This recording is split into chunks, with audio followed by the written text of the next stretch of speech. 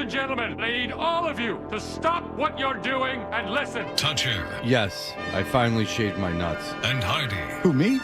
Just hanging around. on 98.5 Fingerman. Heard about you. Yeah. We're Costco guys. Of course we go shopping while eating a chicken bake. That's gross. Not a great cook, but I do cook.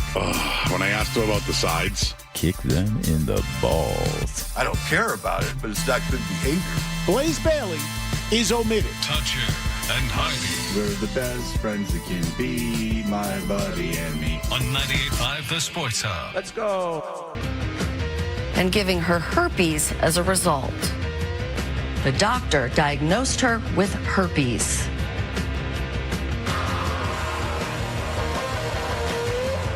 Ah, yes. Good morning. Welcome into Toucher and Hardy once again without Fred here this morning, but Ryan Johnston, John Wallach, and I are all here.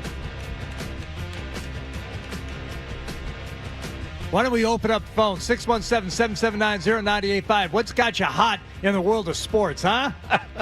What's really stuck in your craw? What's really cooking your goose? What's really got you thinking here this morning? Can we do the peepers peeling? No, that's a look ahead. That's a look ahead. I'm sorry. No, peepers peel. That's like day one at training camp. Right. What's popular in your ocular? Right. Do you miss that? Who gets the looky-loo? That's a rite of summer right there. You sitting on the third deck with Beetle and Zoe. Oh my God! What are you keeping your peepers peeled for? Who gets the looky-loo? That's how I know the training camp has truly begun. Is that we have that. And What's getting you in your retina? Yeah. We got to wait till a week from Friday for that. I tell you, those training camp days, and there was one day in particular where Zoe came and sat down next to me, and we've all done remote broadcasts before. We saw one yesterday, which I believe we're going to be hearing some audio from later on, as Zolak and Bertrand were live at Fan Fest there, or Fan Pier. Tall ships. For the Lots of tall ships. For the tall ships. Yeah. But when you're doing a remote broadcast, they set up this really palatial 6-foot folding table where, there are at least two large humans sitting next to me. I mean, Beetle and Zoe, these are not small guys. So the three of us would be, sitting like shoulder to shoulder at this tiny table overlooking the practice fields at Gillette Stadium. And Zoe sat down next to me one day and had the triple threat of odor coming off of him. Number one, he was gassy, which really was out of that was out of character for him. Well, hold on. I'm going to see if I can guess what the other two odors were. Go ahead. Okay. He was gassy was number one. Gassy was number one. He took his shoes off. This was still, and I don't know if he's changed. Now, in the summertime, he's, like a flip-flops or slides guy. All right. Which I am 100% opposed to. I am well established and on the record. Men should not be wearing flip-flops, slides anywhere other than if I believe that the best way to describe it is if you are in view of water, right? Okay. So at beach, pool deck, community shower, whatever. Foxborough, nowhere near that. It should not be. So, but he had flip-flops on. He did not have flip-flops on it, and like at this point because there was too much walking to be done. Okay. I believe he was in his phase, and I'll have to check with him. He was no socks for many years, so his shoes would just become these science experiments. So this is the second odor. This is the foot odor was odor number 2. Okay, so we had that. Now there have been times where he's walked in this studio wearing cologne. Yes, and I would think that would be the third odor involved. It was not a cologne foot gas combo. It was the foot, ass, and there's no other way of saying this. It was just straight up embedded BO. And And the reason why, like Seinfeld in the car, that kind of thing. He was wearing one of these like high-tech golf shirts, which I've pretty much gotten away from. Okay. And the reason is, like, the stink stays in them. You know, they wick the moisture. Moisture wicking. They wick the moisture off you like so well, but that stink has to go somewhere, and it gets, I don't know, embedded in the fibers or whatever space age technology they're using in that thing. Not even his fault, really, on this one. It's the same reason why I stopped wearing those shirts, because you wear them like 3 or 4 times, you sweat in them, they stink. They're horrific. So he sat down next to me at training camp one day. I'm like, dude, I can't take it. I don't know what I'm going to have to do, and there's nothing you could do.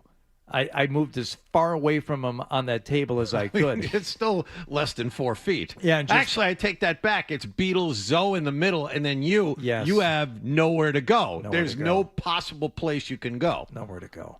But yeah, those training camp days were awesome, especially on the days when they would start early. They'd get underway like at 9:45. Yeah. And they'd be done by 11:30. So we're sitting there for the last 2.5. And by the way, you're not allowed to say or report on anything you see on the field, which is one of the most ridiculous rules in the NFL and for teams, because any team could send any scout. I mean, you could send the head coach of the team you're playing week 1 down to Foxborough and have him sit in the grandstand. I don't know. There's no rule against that, right? How are you going to pick that guy out of it? I think there is, but there was, if you remember, years ago, Dan Snyder tried to start charging people to come to training camp. Nice. And that's why they stopped, because if you charge to get in, then anyone from another team could buy a ticket and enter, and it would be legal. But if it's free to the public, the rule is different. What's to stop a low-level scout from just showing up and watching? Right. I mean, I'm sure they do it. Other teams have to do it. Yeah. I mean, it's not like the Patriots invented this, dancing around the rules. They perfected it, and they were the best at it, and they got caught doing it. Well, they also have joint practices with other teams. Yeah, It's not like the other team doesn't have video of what you're doing during. Yeah. But you're not allowed to say, "Oh, that was a beautiful out route," or "It looks like they're looking on." They're switching up and they're going to a 3-4 on the defense now. But you're not allowed to say any of that, because that disseminates out to the world, as opposed to just the 3,000 people who are sitting there and could report the same thing on their social media or anything else. No.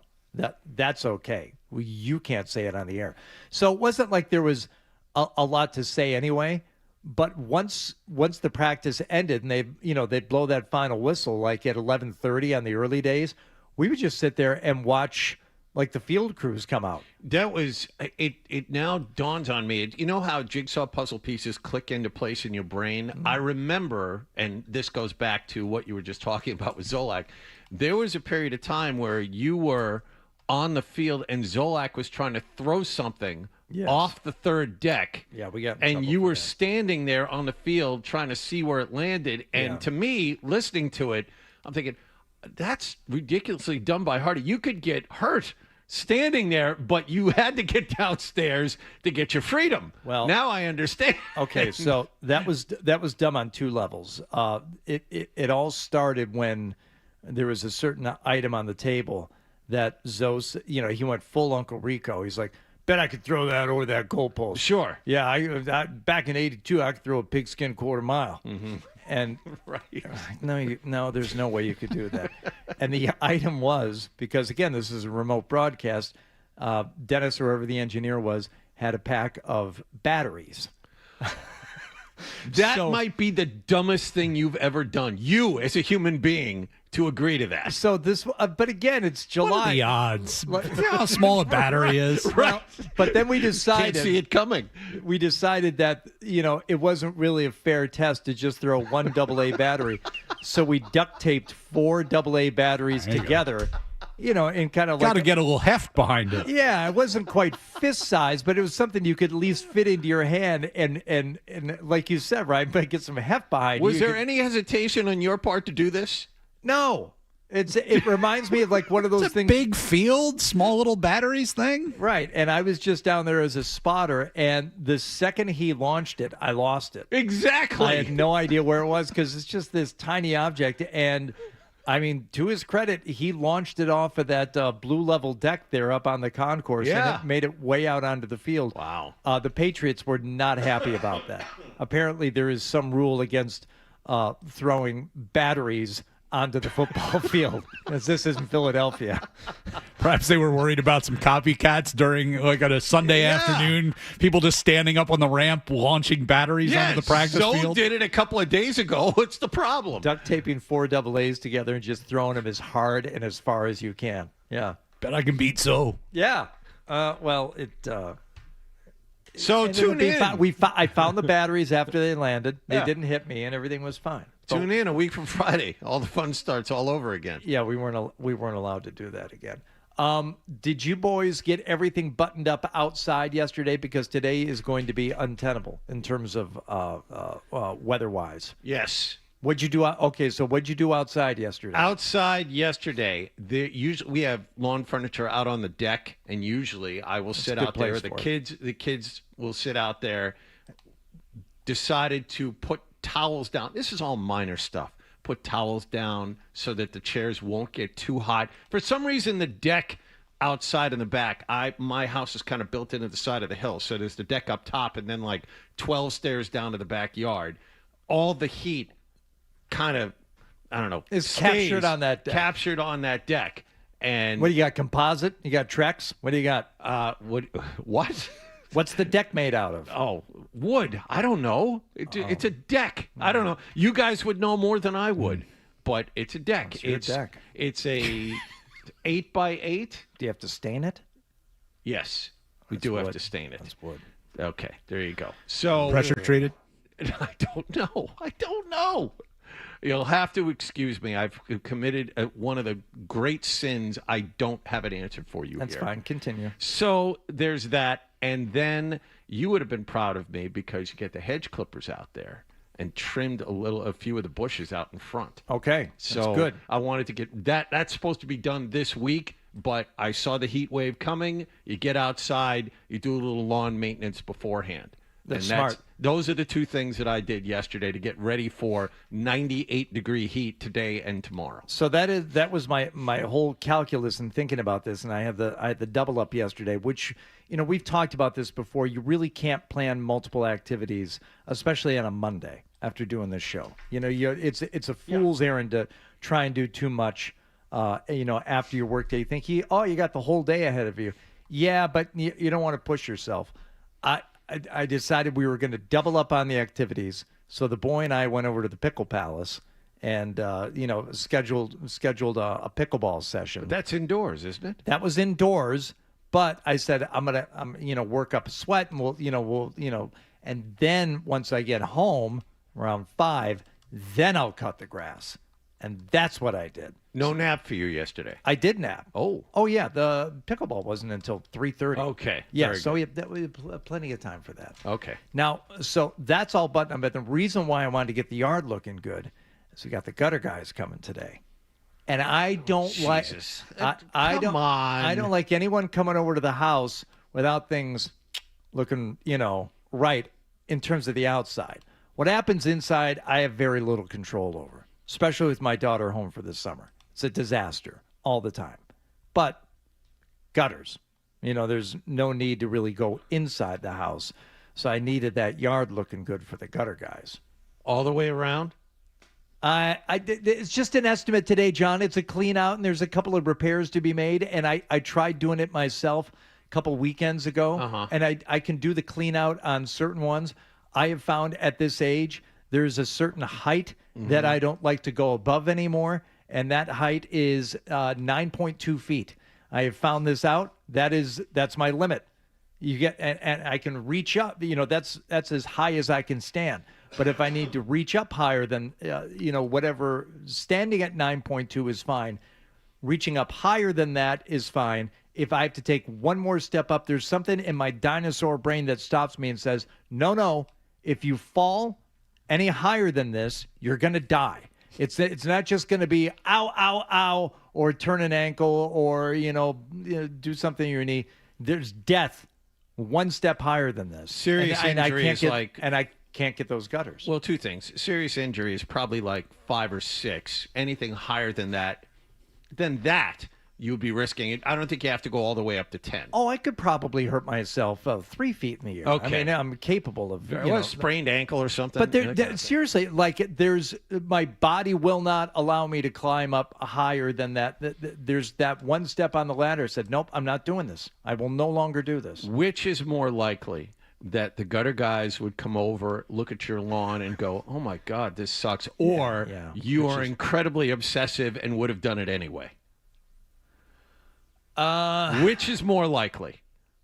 I'm thinking it's option B. It's not obsessive. If the grass needs to be cut, it needs to be cut, and I cut it. Yeah, there's nothing wrong with it.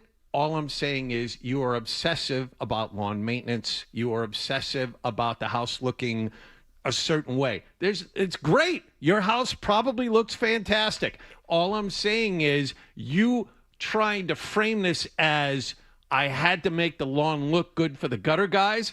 That's not true. I understand. You had to make the lawn look good because you had to make the lawn look good. Can I tell you why my son is slowly morphing into my favorite? It goes back and forth. You know this, John. You have 2 kids. Yes. There's a favorite. Oh, yeah. Sure there is. But it changes. Does it not change? Yes, it does. And it goes back and forth. Now, it changed about 4 times last week. Yeah. It's now during the time we were away. I shouldn't say morphing into, but yesterday is absolutely my favorite. And this happens every time after I get done cutting the grass, and he helps from time to time. It's like he has to go out there. I'm like, hey, I need you to pick up all the dog toys and do a quick poop patrol. Now, there's rarely any poop to be picked up. It gets picked up immediately, but sometimes you miss one. Sometimes she goes out there and gets a sneak. Getting back to my original point, you patrol the yard, you make sure that everything is picked up appropriately. She goes out there and does like a sneak crap that, no one sees. So that, you got to get out there and make sure it's taken care of before the sun goes down. And I would also like it to be picked up before I start mowing. Right? Sure. So he went out there. So he did that. Thank you very much. I cut the grass. And then just an hour later, unprompted, he said, grass looks good. Said, thanks, Calvin. Thanks, Calvin. Do you think either one of those dingy broads in my house said anything about the grass last night? Now, was he buttering you up for something? Because that's what I would think. Is like, what do you want? Is his birthday coming up? It is. Good job, Ryan. Okay, hold on. 2 things. He makes a habit of this, okay, of telling me that the grass looks nice. And I think, just to your point, does he have an ulterior motive? Yes, number one, it could be he tells me it looks nice when I do it, so I don't ask him to do it anymore. And quite frankly, when he does it, it's a Dr. Seuss drawing. I mean, he's lines a smart are all kid. Over the place. Yeah, he probably knows what he's doing. Ask me to do something I don't want to do, it's not going to get done well. But you won't ask me again. I was sitting there watching the home run derby last night, which I can't wait to get to it. It was great. Yeah. He did come down and sat next to me on the couch. He said, so, about my birthday, would you like an idea for a gift? And I said, yeah, more than anything. And he laid it on me what he would like as a gift. Now, do you think this is mere coincidence that it was 2 hours after he told me that the lawn looked nice? Or do you think maybe he was buttering me up ahead of time? It's possible. Yes. It's possible. Possible. But he's also a nice kid. Mm-hmm. So much so that a friend of mine who met him not for the first time, but really talked to him for the first time over the weekend, remarked to me, he's like, I don't know how that boy came from your loins, because he is exceedingly polite and seems to be like a genuinely kind-hearted person. I said, yeah, I don't know. It's not from his mother either, because she's a pill. He's just, I don't know. We got a nice one, and then we got the other one. Yeah. Who you met, John? You met my daughter when she was in to talk to her a little bit. She's a chip off the old block. She is. Yeah. She's a little more like me. All right. So with all that being said, Nick Gemelli favored us yesterday with a story of heroism and bravery, and we're just wondering if he did everything right. There was a fire at the Gemelli household. This goes back many years ago now. We determined it was about 10 years ago when there was a fire at his place. So we're going to dive into that a little bit deeper with an expert to see if Nick actually did everything by the book. Okay? So that'll be happening. We also have, is Chris Cotillo on with us this morning? Is that correct? Yeah, 8:25. All right, we'll talk with him. And I don't know if you have Derby fever, but I've got it now. After that home run derby last night. Oh, the broadcast was all aces, kid. It was everything you could hope for and more. So we'll get to that next here on Toucher and Hardy. Hold on. Did you catch a game last night?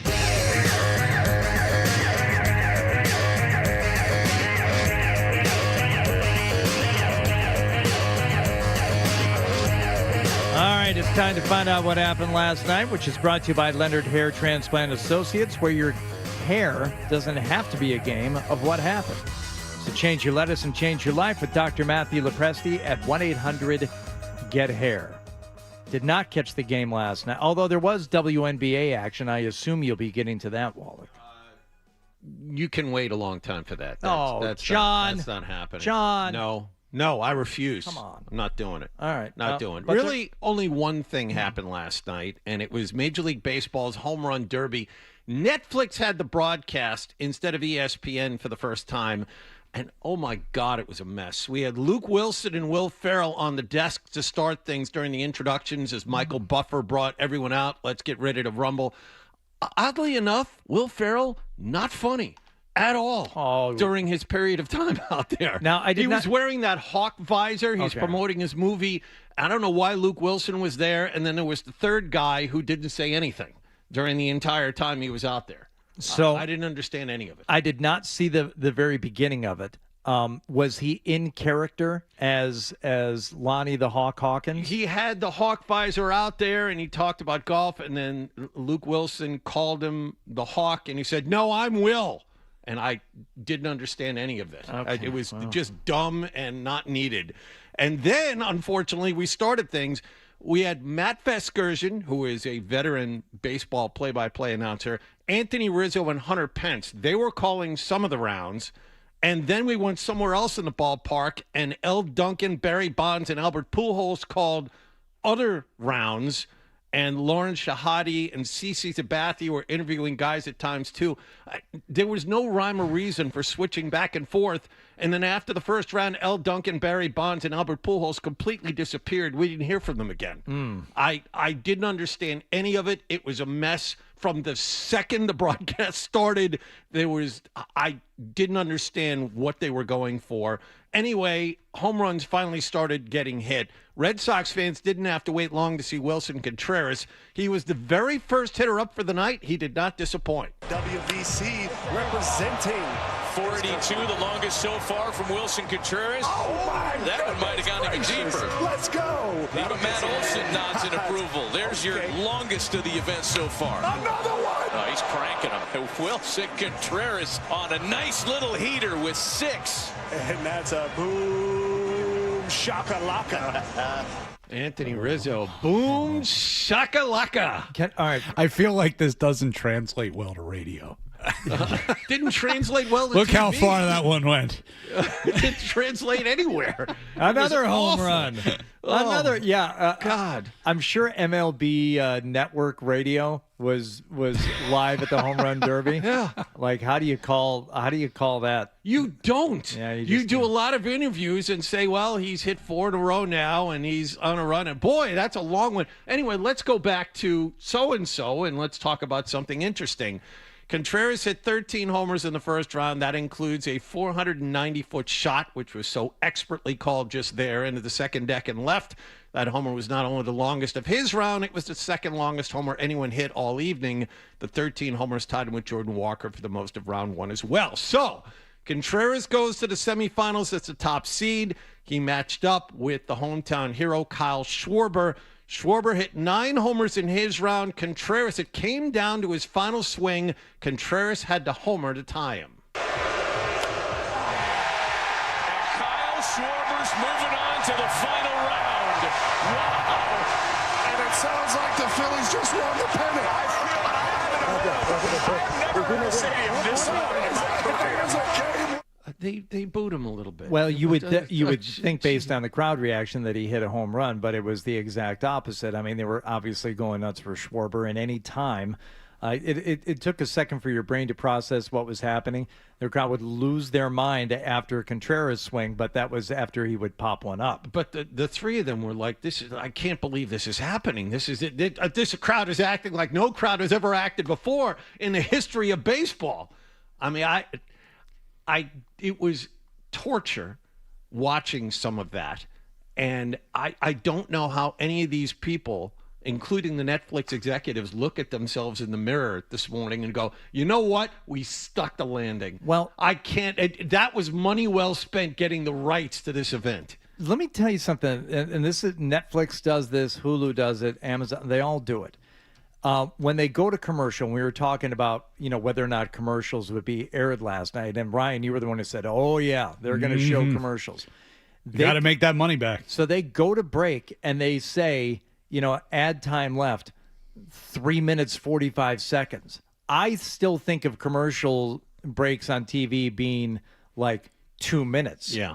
And when something more than 2 pops up and it's 3:40, I'm like, holy crap, that's an eternity. Yeah. Like I am more inclined to get up and I think it has the opposite effect of what it's supposed to do. We're going to show them how much time is left in the break. See, it's not that bad. But if I have it set in my mind, it's only going to be a couple of minutes and it's closer to 4, I'm leaving the room. Yeah. I'm not going to sit there because you can't change the channel. That's the thing. They know that you are a captive audience. Yeah. That's why these streamers pay so much for this. It's not like network TV where moment it goes to commercial, flip on something else for 3 or 4 minutes. Right. Like they know you're a captive audience. I watched WWE. When they moved Monday Night Raw onto Netflix, yep, you can feel the commercial inventory is like overstuffed now. It feels like there's a commercial break every 3 minutes. Like they come back, it's like 3 or 4 minutes, we're back to commercial. And the commercials are like 3-4 minute long breaks every time. It's brutal. Yeah. I don't know that I've tried watching anything on Netflix specifically once it's already started, because you can restart the program on some of these platforms. Can you fast forward through the commercials when you restart the program? Which is what you can do on a DVR. Right. I'll purposely start watching some games 30, 45 minutes after they start because I've got it recorded, and you can pop through, the first few sets of commercials. On Netflix, no. It was okay. There are a lot of things. It's brutal, especially when you then think that you're paying for this. Right. Right. It's one thing if it's like you give it to me for free, I sit through the ads. Yep. Like YouTube wants to get, you want to show me an ad before you show me the video. It's like I'm watching it for free. I can understand that. We all got to make money somehow. But when I'm forking over what's Netflix cost now, it keeps, every couple of months it feels like it's going up another $1 or $2. And you're going to make me sit through like an hour of commercials to watch an hour-long program? It's ridiculous. Right. So Contreras booed for his entire round, cheered when he screwed up. He lost his semifinal 9-8. So St. Louis's Jordan Walker beat Junior Caminero in the other semifinal. It was Walker against the mighty Schwarb for the title.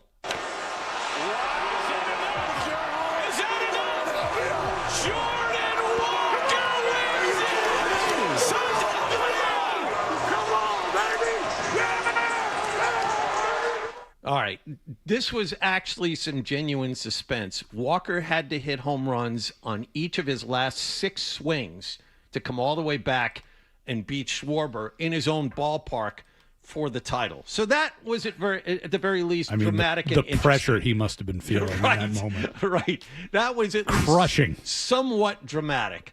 And he beat Schwarber 12-11 for the title. He is the first St. Louis Cardinal ever to win the home run derby, and that's saying something considering the steroid Mark McGwire played there for 5 years and was part of more than one All-Star game. And here's something interesting. Walker earned $1 million for winning the event last night. That is more than his salary for the entire season. Wow. Okay. Well, good for Jordan Walker. And I tapped out after Contreras was out, and I was like, all right, it's late. I'm going to bed. But I will say, for the number of swings versus the time nature of it, and we talked about this yesterday, I like this better. I do like the number of swings as opposed to the time nature of it because, number one, you're able to watch the home runs. There is some breathing room in between, and you get that. And you had it when they were on the clock, too. It's like, okay, I need like 3 more. Yeah. But there's something better about, all right, I can take my time here. And Contreras, how many pitches did he look at and did he let go before he swung and popped up that last one? 3 or 4? 3 or 4, yeah. Because and this is one of the times where the people actually made a good point while the event was going on. The ball was a different color. So you need to look and see how it looked coming in. Apparently the ball was magenta. I don't know why. If it was for charity, I apologize for not stepping forward and saying that. But the ball was magenta, so they had to pick up the laces. The laces were a different color. That's why Contreras let the ball go. It was magenta because of the sponsor. Well, there you go. Even better. So I'm glad I didn't say anything. So that is why the most important thing about all of this, I think the event was over at like 11:15, whereas before the event would go way beyond 3 hours. It would go to like 11:30. 3 hours. It was still almost 3 hours. That's a long time. It was because it's the same. I mean, it was like quicker. it's legitimately the same thing over and over again for 3 hours. It was quicker though, quicker than all the other. Look, only so many backs from Chris Berman. 3.5 hours of that was a little tedious. So the fact that they have now sliced 45 minutes off of that, at least that's improvement. Anyway. Now, let me just ask Ryan briefly here. Ryan, do you think it's a good idea to have kids out there shagging the fly balls in the outfield? Absolutely. You don't think it's dangerous? Put like 1,000 of them out there so they can run into each other. It's sure. Great. I brought up the Vegas thing. You shut me down yesterday, but you going to bring this up? Well, okay. there was discussion on the show at an earlier date that it was inherently dangerous, and somebody on this show was vilified for having a certain point of view. DSS maybe should be called for any parent who allows their kid to go out there and shag pop flies because you get a hit in the head, it could turn you off like a switch. Right. Thousands of kids die every year from getting hit in the head with a baseball falling out of the sky, and why would you subject your children to that? But I thought it was okay. 9-year-olds are used to catching towering fly balls hit by adults. Sure they are. Why not? Put them out there. All right, real quick before the break. Red Sox have 3 guys coming off the American League All-Star bench tonight. Wilson Contreras is one, along with Ceddanne Rafaela. Aroldis Chapman will pitch out of the AL bullpen. Sox are 2 games under 500 at the break. They're hotter than any other team in the majors with 9 straight wins. What are the national thoughts about them? Ken Rosenthal had this from yesterday. This team now, let's look at those wild card standings again. This team, the Boston Red Sox, the team that fired its manager, has had all kinds of injuries, still without Crochet, still without Roman Anthony and others. This team is a half game out in the wild card race. It's incredible. And here we go. Going into the deadline, what will the Red Sox do? I don't think they're selling as of right now. No chance. They've got a chance, and they've got a president of baseball operations, a chief baseball officer, who has been under scrutiny. He's not going to want to concede. Oh, that's true, and we knew all of that last week. Good for you, Ken Rosenthal. But nothing changes in terms of like what we said about like the leash that they're all going to be on with this team right now. You make that manager change early in the season, and you're looking at like Breslow and everybody else on that team right now, and say, okay, Breslow, right? Yeah, excuse me. Just say robot. I almost robot Breslow. I almost said Bloom. No, thank Same God. Thing. Yeah. it has to be a short leash, and there has to be some type of plan in place. And don't be fooled by the fact that they've worked their way back into a half game out of the wild card, because how does it end? How does it end if you manage to grab that wild card spot? I am not giving up any of these prospects in the minor leagues for anybody that can help, because ultimately this team is not even close to talented enough offensively. The guys in the field, the lineup is not close to good enough to help this team, push this team to anything. They'll be a pain in the ass to beat in a playoff series, because if all the starters are healthy, you're going to get a quality start each time out. What's a quality start again? 6 innings. Is it 2 or fewer runs? Three or fewer. 3 or fewer runs, yeah. And less than 4 hits. Very, very good. Something like that. But I don't have any confidence in Anthony Siegler to do this for another 2.5 months, or Andrew Monasterio, or any of these other guys. And Peyton Toley's already at his career high innings pitched. Connolly Early's already hurt. He hasn't gotten to his career high innings pitched. I mean, you just saw it in his last start. They're already limiting Toley's innings. He can't last the second half of the season. You saw what happened to Garrett Crochet last year. Right. He blew through his career high by 50 innings, and he had already pitched 150 in a season.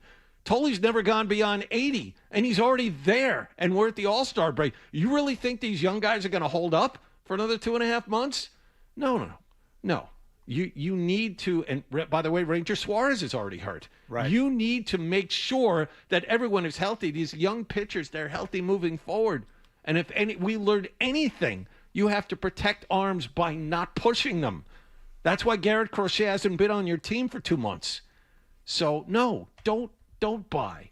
Don't push things. Don't sell off your prize prospects to get a guy that can help you for 2 months.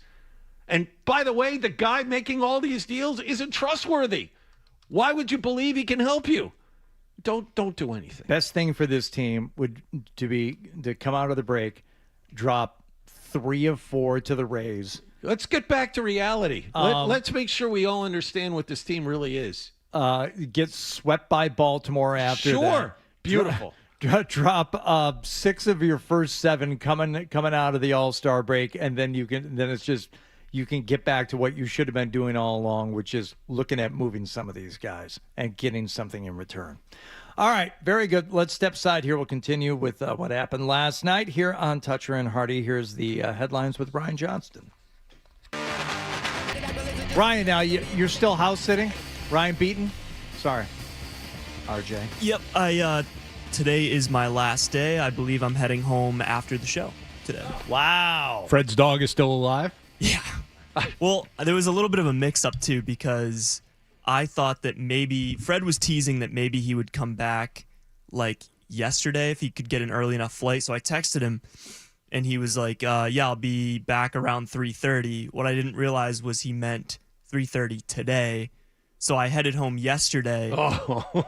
And then I was like, something doesn't feel right here. I'm going to text Fred.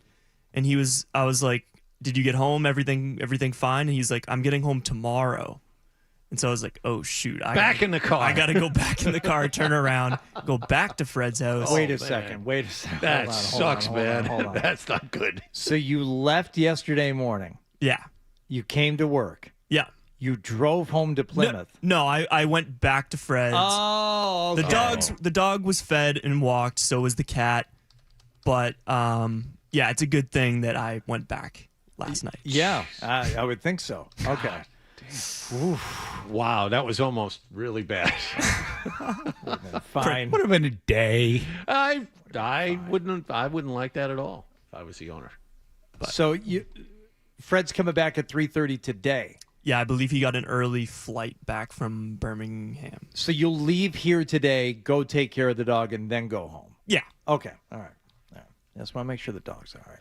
All right, Wallach, what else? NBA is headed through its summer league out in Las Vegas. Just a couple of quick words about the Celtics. Celtics played Atlanta last night in Las Vegas. They lost 102-90. I only bring this up to tell you that first-round draft pick Chris Sinak has acquitted himself quite well in the summer league. He had 16 points and 5 rebounds. At the very least, Sinak is playing better than average summer league players, which all you can ask for at this point after being drafted. Maybe he can turn into something, a end of bench player for the big club. So the Celtics wrap up pool play tomorrow night against Sacramento. The biggest story around the league right now, though, is the future of LeBron James. And as you well know, he is a free agent. He is sorting his way through teams. Shams Charania has the latest. The leading suitors have been Cleveland, Miami, Golden State, Philadelphia, and Minnesota. And what we know definitively is LeBron James has made it clear privately that he wants to go somewhere where he can compete for a championship, somewhere where he feels like he finds that happiness from a team environment and culture that he feels he can uplift. And the big thing here is this is not going to be a financially driven decision. So that gives LeBron James the ability to hear from teams that have the minimum, have other exceptions, have salary cap space as well, and also be allowed to take his time through this decision. Okay. He is once again the basketball Adam Schefter. He just spent, how long was that clip, Ryan? 45 seconds? Yeah. Whatever it was, 45 seconds. How much did we actually learn? Nothing. Okay. That's exactly right. We knew about Cleveland, Miami, Philadelphia, Minnesota, and Golden State last week. And one piece of news that I would have included there is that Golden State hired a new assistant coach. His name is Frank Vogel. And why that's important is Vogel was the head coach on the Laker team that won the championship in the bubble in 2020 with LeBron. That is LeBron's only title in L.A., and you're telling me it's a coincidence Golden State just happened to hire that guy while they're in pursuit of LeBron James? No. Now, is it just more chess pieces being moved for the inevitable, or is it another way to entice him? I think it's a try to entice him. Yes, I think it's entice him. And with Draymond and the opt out and the restructure and all this stuff, it's all just getting things ready. Hey, it's all ready for you here. Exactly. Look at what we got. We got right. money. We got a coach that you know and you like, presumably. LeBron didn't have him fired, though? Was that one of LeBron had everybody fired. Okay, so eventually everyone had to go. So what broke bad between LeBron and Frank Vogel? Well, I mean, the Lakers weren't performing well, and instead of blaming Pelinka for putting the roster around him, he blamed the head coach. Always gets blamed for this kind of stuff. I mean, we can go back to Brooklyn where, Kevin Durant and Kyrie Irving got Kenny Atkinson fired, and they brought in Steve Nash, who was not good. And Atkinson, who's the head coach in Cleveland right now, has done a pretty good job, given the opportunity without any undue pressure from, players who think they know it all. World Cup continues today, 3 p.m. Eastern time in Dallas. France will play Spain. But I wanted to get your opinion on this. We have some news from the world of golf. The Open Championship begins very early Thursday morning at Royal Birkdale. Hardy will not be here on Thursday for round one of the Open Championship. I find that incredibly stunning. But anyway, that's why I'm bringing it up now. There's one particular tee time a lot of people will be paying attention to. It's at 4:58 a.m. Eastern time. Defending champion Scottie Scheffler is going to go off with Bryson DeChambeau and Tyrrell Hatton.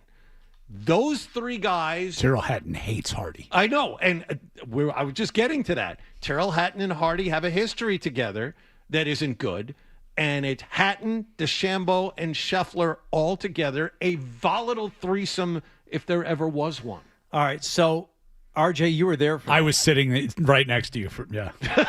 It was either at the Deutsche Bank or the Dell. It was a Deutsche Bank. It was a Deutsche Bank, and how it worked was, we'd be sitting there, either me and RJ or me and Troop, and, trying to talk something. And, over Labor Day weekend, the NFL hadn't started yet, probably talking college football or Red Sox. And they would bring a player over, and we had no idea who these guys were most of the time. I mean, they were guys who would agree to sit down and do local radio immediately after their round. Yeah, it wasn't exactly the who's who of the PGA Tour. Now, they would turn into them, and over the years, we got, Ricky Fowler and, Henrik, I think Stenson was with us once, Ian Poulter. I was going to say Poulter. I remember Poulter. Yeah, I mean, Padraig Harrington, we had guys were a little established or would become something. I think Bubba Watson one year. I mean, it was cool. But as I called him, and here's what happens. So you'd be mid-segment, you're talking, and a PGA media person would just slide a piece of paper with not even like a name or a bio. It would just be the pairing sheet from that day with a name circled on it, like, here's who's sitting down right now. Okay. You have to take him right now. You got 5 minutes. Right. I'm like, all right. And from just stepping off the 18th green, Tyrell Hatton. Tyrell, actually.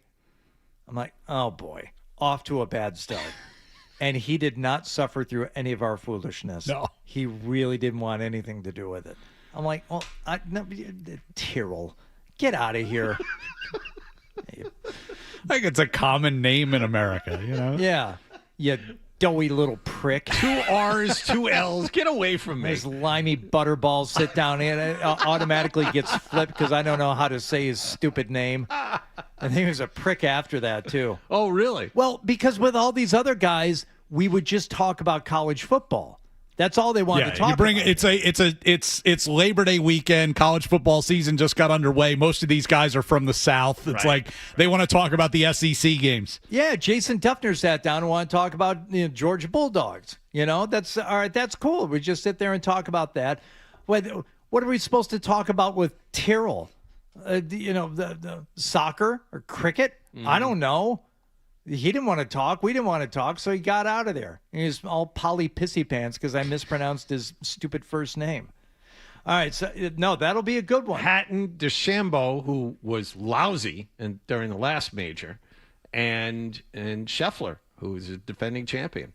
Royal Birkdale, quick, tell me about the course, Royal Birkdale. I don't know anything about it, but I do know this. The coverage begins at 1:30 in the morning. So I will probably still be up absurdly early because even I still get up way too early on the weekends. But I'm thinking Thursday morning I'll have time before I have to go off and take care of my own business there on the golf course on Thursday and Friday. I'll be able to watch those guys finish. That'll be great. So I don't know if I like Scotty to repeat, but it would be fun to watch Bryson go out there and just spray it all over the golf course again, like he has here in the last couple of big spots he's been in. Mm-hmm. He's working on something right now, and it ain't working. So that should be fun. All right, thank you, Wallach. Let's revisit what happened yesterday as Zolak and Bertrand were on location, and some wonderful moments that only live radio can bring you when you put Scott Zolak in front of anything other than his normal environment. And things went south, so to speak. So we will get into that next here on the Sports Hub. I'll be able to watch those guys finish. That'll be great. Of last night's MLB Home Run Derby, Red Sox Wilson Contreras eliminated in the semifinal round. He'll take part in the All-Star game tonight in Philadelphia as one of the 3 Red Sox participants. Ceddanne Rafaela, Aroldis Chapman also out there. Ranger Suarez was supposed to be part of it, but landed on the IL last week. World Cup semifinals, game 1 today. France takes on Spain in Dallas. That's a 3 p.m. Eastern kickoff. England and Argentina will meet in the other semifinal tomorrow in Atlanta. NBA Summer League, Celtics lost to the Hawks 102-90. They'll play Sacramento tomorrow night. After returning to the UFC for just over a minute over the weekend, Conor McGregor announced he'll have surgery on his injured knee and then plans to return for at least one more fight. And movie producer Joel Silver turning 74 today. Wow. One of the great movie producing careers of all time. Name 2. I'd name a lot. 48 Hours. Oh. Brewster's Millions. Weird Science. Commando. The 4 Lethal Weapon movies. The first 2 Predator movies. Action Jackson. Die Hard 1 and 2. Roadhouse. Okay. You made your point. The Last Boy Scout, okay. Demolition Man, Executive Decision, The Matrix trilogy. You pulled up IMDb. All you had to do was stop at Roadhouse, and that's it. Credited as one of the creators of Ultimate Frisbee. Joel Silver? Joel Silver, when he was in high school / college. You were right to celebrate him. Nice job. I'm Ryan Johnston on Boston's Home for Sports, 98.5 The Sports Hub. The headlines are brought to you by East Coast Metal Roofing. Right now, during their Beat the Summer promotion, Sports Hub listeners get 10% off the cost of a new roof. Call East Coast Metal Roofing. Never replace your roof again. 844-611-ECMR or eastcoastmetalroofing.com. More headlines in about 30 minutes. Listen to it, laugh at it, get mad at it, agree with it, argue about it. It is Boston Sports. Boston Sports. And it is all we do. 98.5, The Sports Hub. Touch your stuff. Kaboom! Did we all just take acid? It's unbelievable. Touch your heart. What's he talking about? Like you, Fred. I'm not worried. The Sports Hub.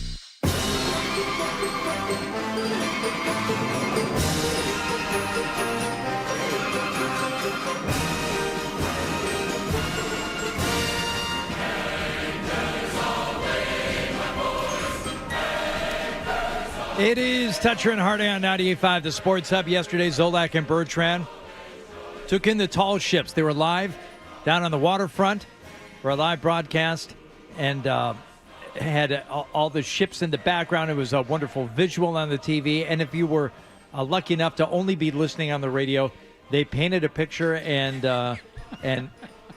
best of all, Scott Zolak was taken out of his normal confines and was allowed just to take in the sights and relay those sights to the listener. So free range of the space. Just let him cook. Yeah. Stand back and let him cook. Now, Ryan, you heard a good portion of this yesterday. I was watching, oftentimes, when I'm at home, I always have the YouTube of you guys on in the morning, and then I will usually flip on the TV version and just kind of leave it on for the rest of the day. Midday show, the afternoon show, good kind of background noise in the house, and I was looking at stuff on my phone and doing other things, and every once in a while I just kind of kept noticing, it's like, I don't feel like anybody's spoken in like 30 seconds. Well, there was a lot of stuff going on. I mean, you had the ships out there in the harbor. Yeah. You had people walking around, and you had actual, music happening at times. You just traded Jaylen Brown, who carried you all year for a that season, guy. for a regular season. You're shoveling a bull. Almost said. I'm distracted. Wow, it's badass. Naval band. Tear it up.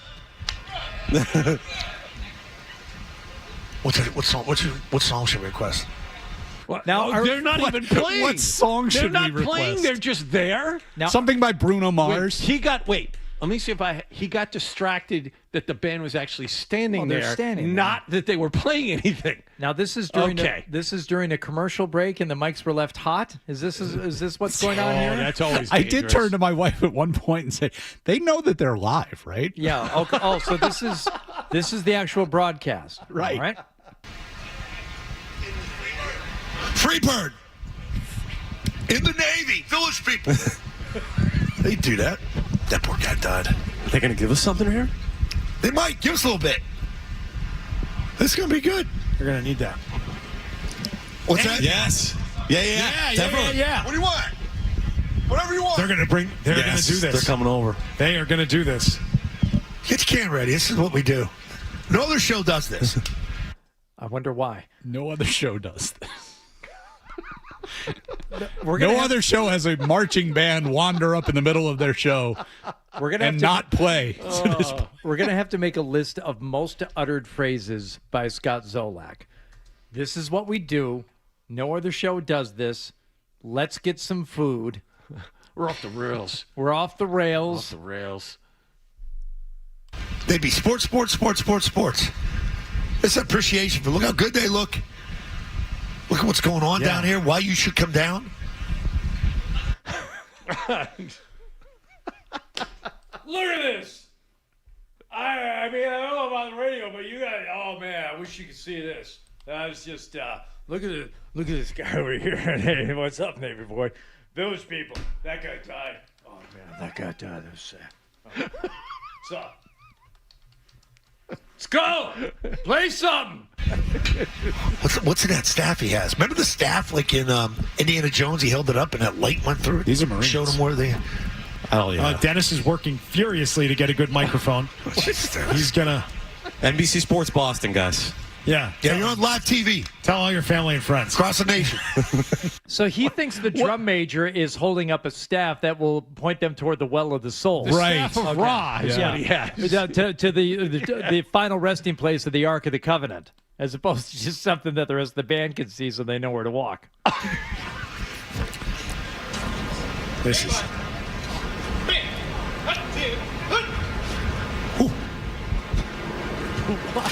Oh, they all just stood up real straight at the same time. What's up?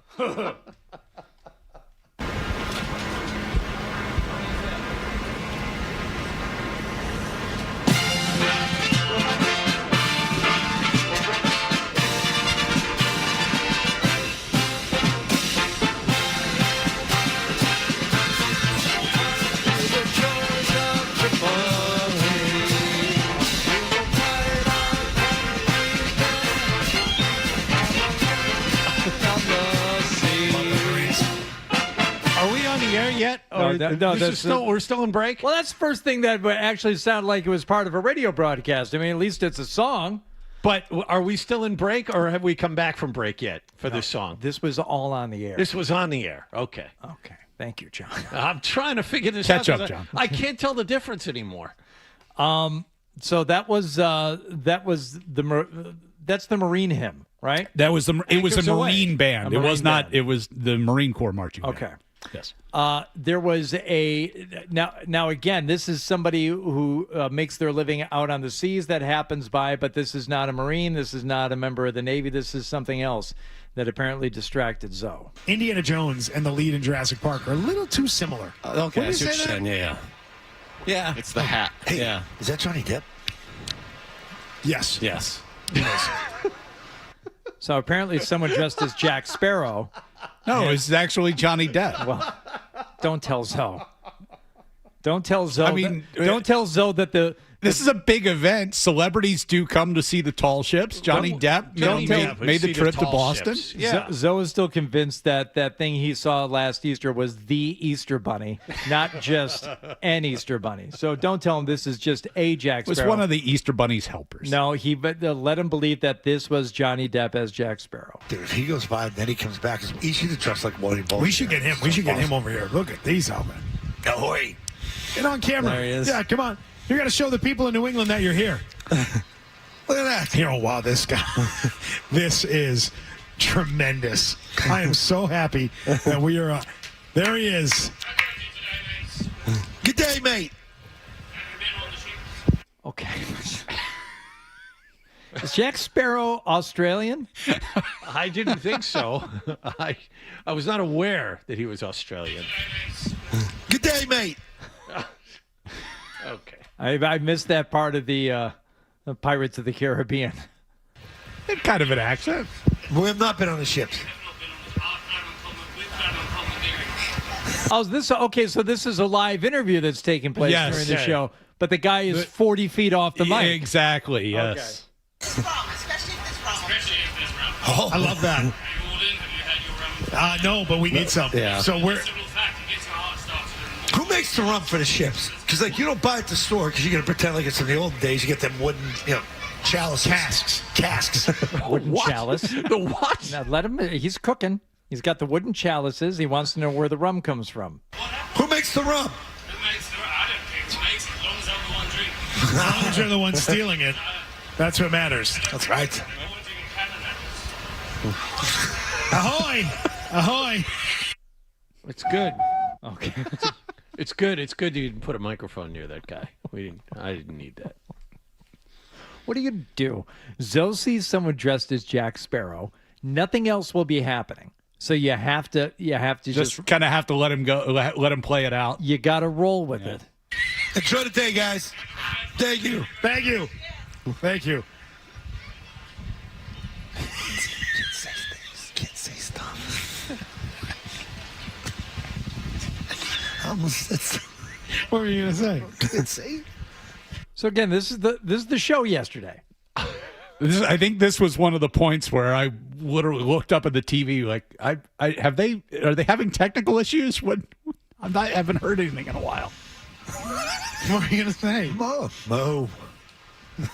Say, which booty would you be pirating today, Yes. So that was Scent of a Woman, Al Pacino. He's gone from Australian to now just he's doing Al. Would you be pirating today, Yes. You going to say? You got a wooden leg. Peg leg Pete walking by over here. Pirates of the Caribbean. I think it looked like Johnny Depp. He could have been Depp. Yeah. He should dress up as Whitey Bulger now. I like his, really Boston. I like his What? Because Johnny Depp also played Whitey Bulger. Yeah, no, I get that, but okay. Thank you. I speak Zolak. Apparently you do. Yeah. And Zoe, for a time, watched Black Mass every time the team was flying to or from a game. Oh, I didn't know that. This went on, I think, for 2 seasons. And he would just watch Black Mass on every flight. It's kind of like Missoula watching The Town every day. Right. That kind of thing. Yeah. There were lots of fans walking around, lots of families, and kids. Ben and Jerry's wanted to stop by and drop a bunch of ice cream on us, too. Thank you, Ben and Jerry's. Bring us home, Brody. Shout out, Ben and Jerry. Everybody knows we're here. Hey, ask for food, people bring it, man. Right. That's right. Hey, let me see what kind of flavors we got here. Let me check these out. Oh, here we go. You're working with Coffee Toffee Bar I think Crunch. that's gonna be really good. That's gonna be a hitter. Yeah. Hey, buddy, come here. You want some ice cream?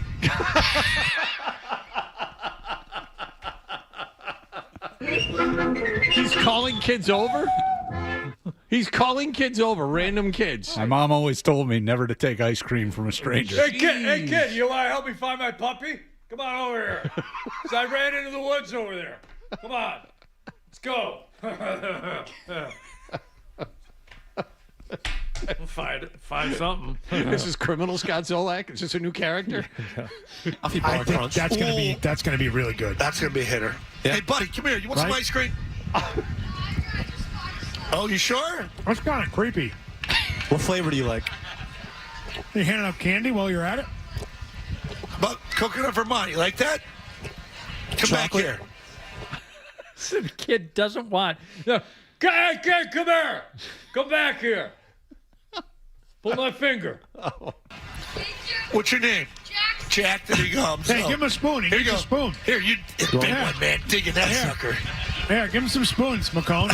Help him out. He needs a spoon. Look at these kids. Oh, boy. Yeah. Give him That's give what him it's the cups. about. Oh, Give him the cups. Give him the cups so they can scoop it. We're the only show that likes kids. McCone. Again. No one else does this. The only kid that's here. Yeah. It's the ice cream man. Maz comes in 3 hours before he can't stand his kids' house. I did not realize we had this many kids over here. You guys got Thank you. spoons? Sorry, Spoon. Is there, you were watching this. Yeah. Right. Is there a lot of show left, or is this like at 1:45? I want to say this might have been around 1 o'clock-ish. Okay. Yeah. I was Well, just saying, share spoons. Get them. There you go. There you go. 30 kids fighting over one carton of ice cream. That's great. You get another one left on the. There you go. Man, we're gonna gain like 30 pounds once we start doing the show here every day. Now give it out. Give it out. I don't need it. You need a spoon? Give him Week the cup. 180, Give him the baby. whole- No give him ice cream. everything. Here we go.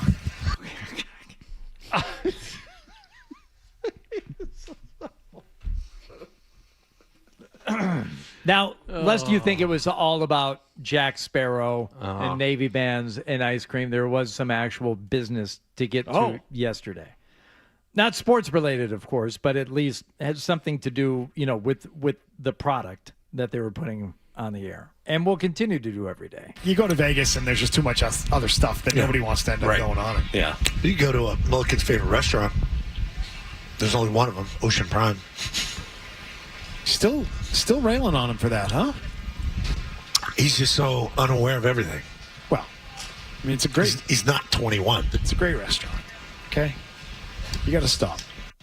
gotta stop. He's gone. Is he eating? He hasn't. He's still eating at this point. Of course he is. Okay. Constantly. Okay. You got to stop. You got to stop. He's with that. gone. Okay. He doesn't work there anymore. All right. Where were we? Who we heard?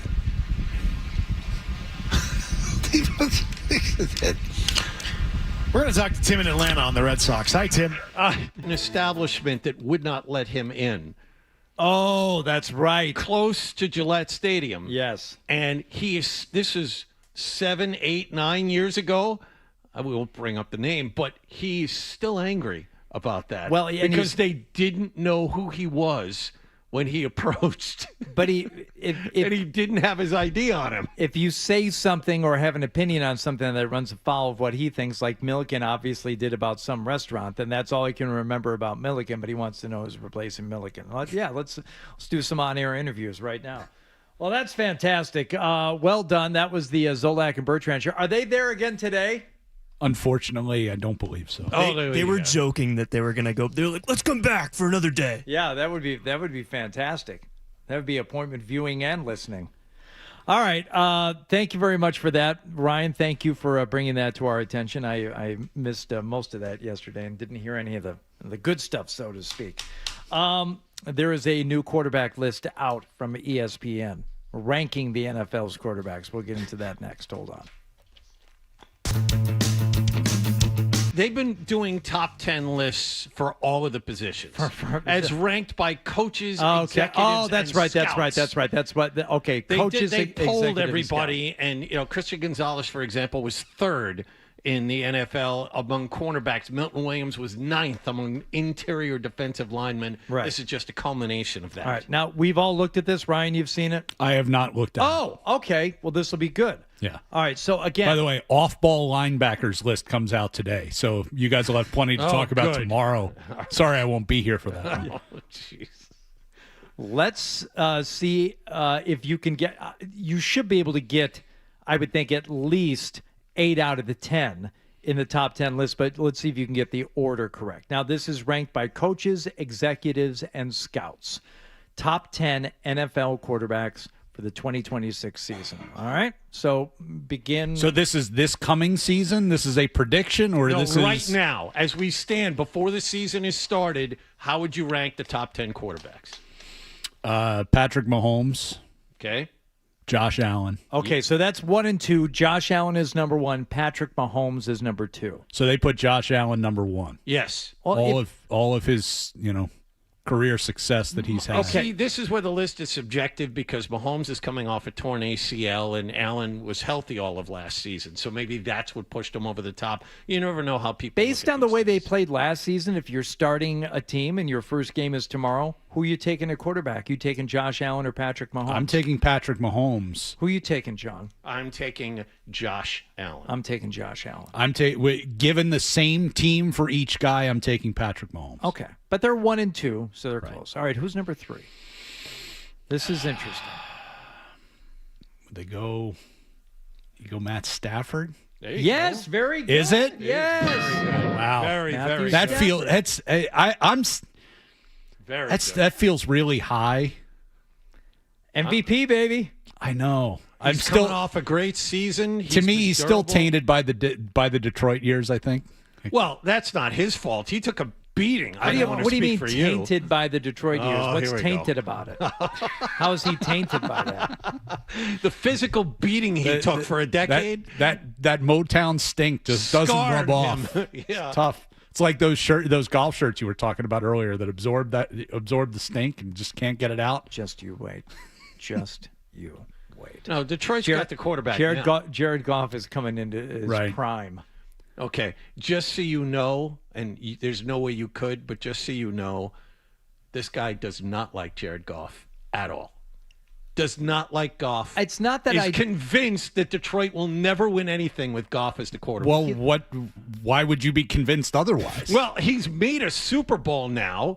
He was a Super Bowl participant with the LA Rams at one point, right? Right. So Jared Goff is not going to go out there and win you a game. You can win a lot of games with Jared Goff, but at some point in a season and in the postseason, you're going to have to rely on your quarterback to win you a game. Puts up a lot of numbers. Puts up a ton of numbers. Josh Allen can win you a game. Patrick Mahomes can win you a game. Matthew Stafford can win you a game. Yeah.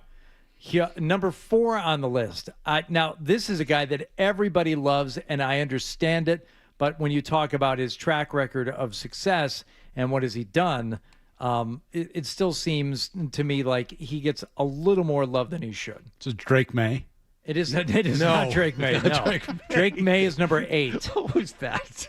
He's number 8? Yeah. Drake May is number 8. Who does everybody in the league love? And it's like, look out for this team. This is finally their year. They're finally going to do it. And it's every year. Every year. Until he gets hurt. This team and this guy, he's the best. He's probably the best quarterback in the league, but he can't win with this team. That's right. This offensive line isn't very good, that kind of thing. This is what happens. Who am I thinking of?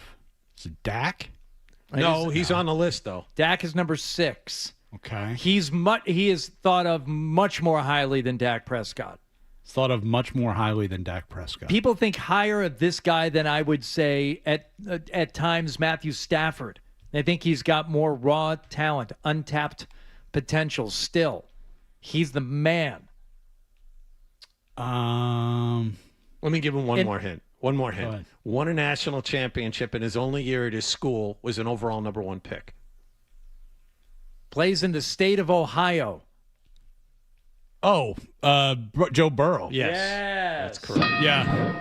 Overrated. People love Joe. Yeah, They I would agree. absolutely sweat Joe Burrow. Yeah. He gets hurt a ton. It's not always his offensive line, although maybe it's the cumulative effect. We were talking about Stafford. Maybe it's the cumulative effect of taking a beating. Yeah. But he did go to one Super Bowl with just a horrible offensive line in front of him, and ever since then he's been untouchable. But this kind of makes sense because this is ranked by coaches, executives, and scouts.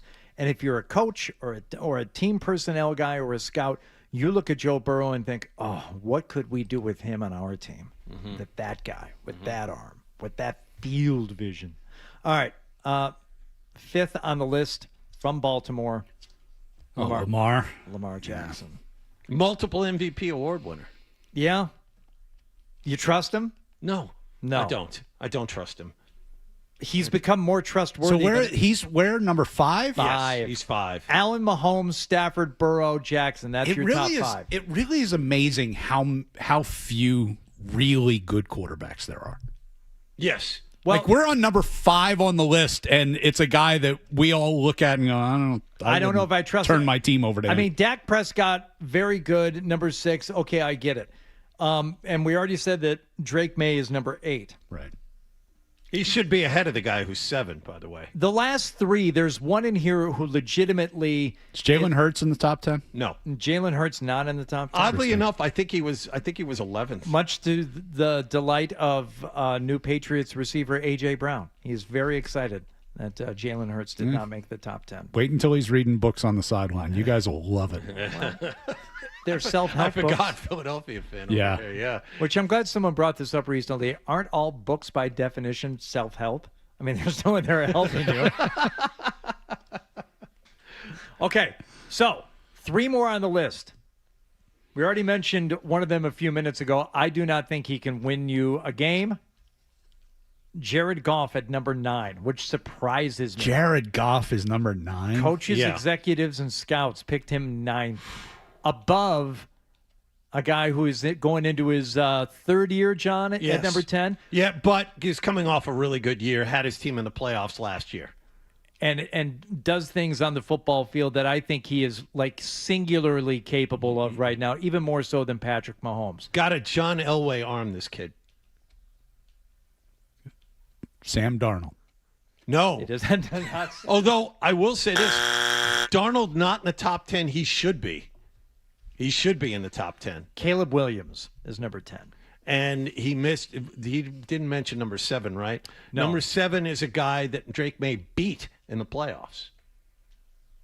Oh, I forgot about that. Yes, you're right. No, that Another guy who gets hurt a lot, too. I don't think that hint would have helped me. I forgot about this game. It was an entirely forgettable game. Yes. Not A-Bear. Herbert. Justin Herbert. Yeah.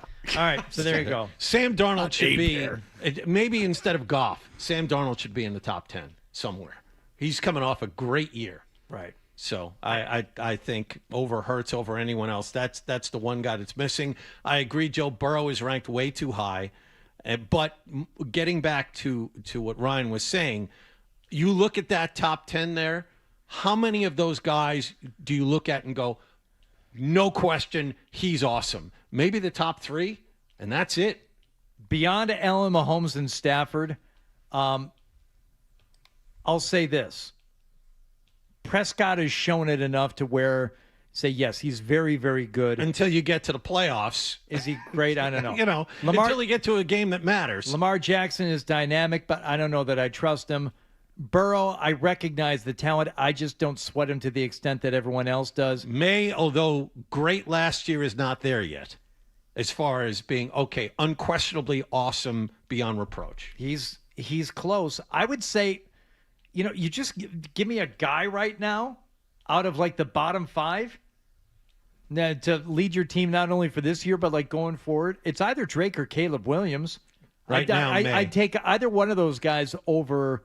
I would take them over Lamar Jackson, Dak Prescott, Justin Herbert, and, yes, Jared Goff. I would take May or Caleb Williams over all those guys. There's under no circumstances do you see Jared Goff ever winning in Detroit. While Jared Goff is a quarterback, there will never be a time where Goff could lead that team to a Super Bowl. Well, no, but how many years does he have left? I don't know the answer to that off the top of my head. You can look that up. But we're just talking about your overall feeling about Goff, who, by the way, you look up his numbers from last year, they're really good. So, but you think those are empty numbers. There's no chance that Goff could ever get Detroit to a Super Bowl. Goff's only 31. Yep. I thought he was older than that. Yeah. My God. Okay. So he's got 4 more years. Okay. 4 years. In these 4 years, there's no chance that Detroit will ever get to a Super Bowl. They can get to one. I just don't think you can make it through an entire end of his season for seeding purposes and a postseason without your quarterback putting the team on his shoulders for at least one game and winning a Super Bowl in a season. I think it's going to happen at least once, and I don't think Goff is the guy to do it. How many of the guys on this top 10 list outside the bottom? How many of those guys in the bottom 7 can do it? That's a good question. Okay, Burrow maybe, but not Herbert, not Prescott, not Caleb Williams. I'm not even sure it's Lamar at this point. Okay. We know Allen, Mahomes, Stafford can do it. They've done it. So Caleb hadn't done it yet, but he could. I'm not convinced of that. I mean, all I'm saying is you've thrown Goff in a big pot with the rest of these guys. There are a lot of quarterbacks like that. I think Dak Prescott can actually do it. I don't think Dak Prescott has any chance of doing it. You go back 2-3 years when he had virtually no. Look at his playoff record. When he pretty much put that team on his back. He not only threw it, but he ran the ball himself when he had nothing else. There are a lot of guys like that during the regular season. Look at his play. Look at Dak Prescott's playoff record. Look at Dallas's playoff record under Dak Prescott. Okay, put it this way: you need a quarterback.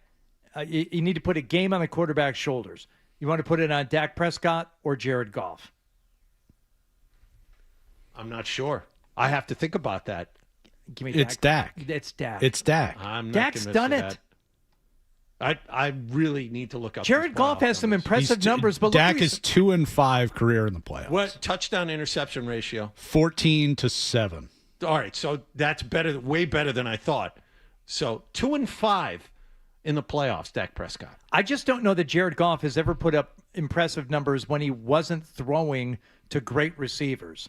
And Dak has had to do it when receivers have been out or injured or he didn't have them.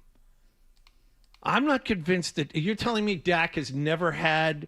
There have been playoff games where Dak has been minus his top guy. If you keep going to the playoffs, I'm just talking like games in general. Can Dak Prescott carry a team to victory almost single-handedly with with questionable talent around him. During the regular season, sure. Yeah, I think Not Dak during can the do playoffs. it. I don't know that And the question was, how many guys can do that and lead your team to the Super Bowl? We're talking about two different things here. Yeah, I don't think Jared Goff can do it because I've never seen him do it regular season or otherwise.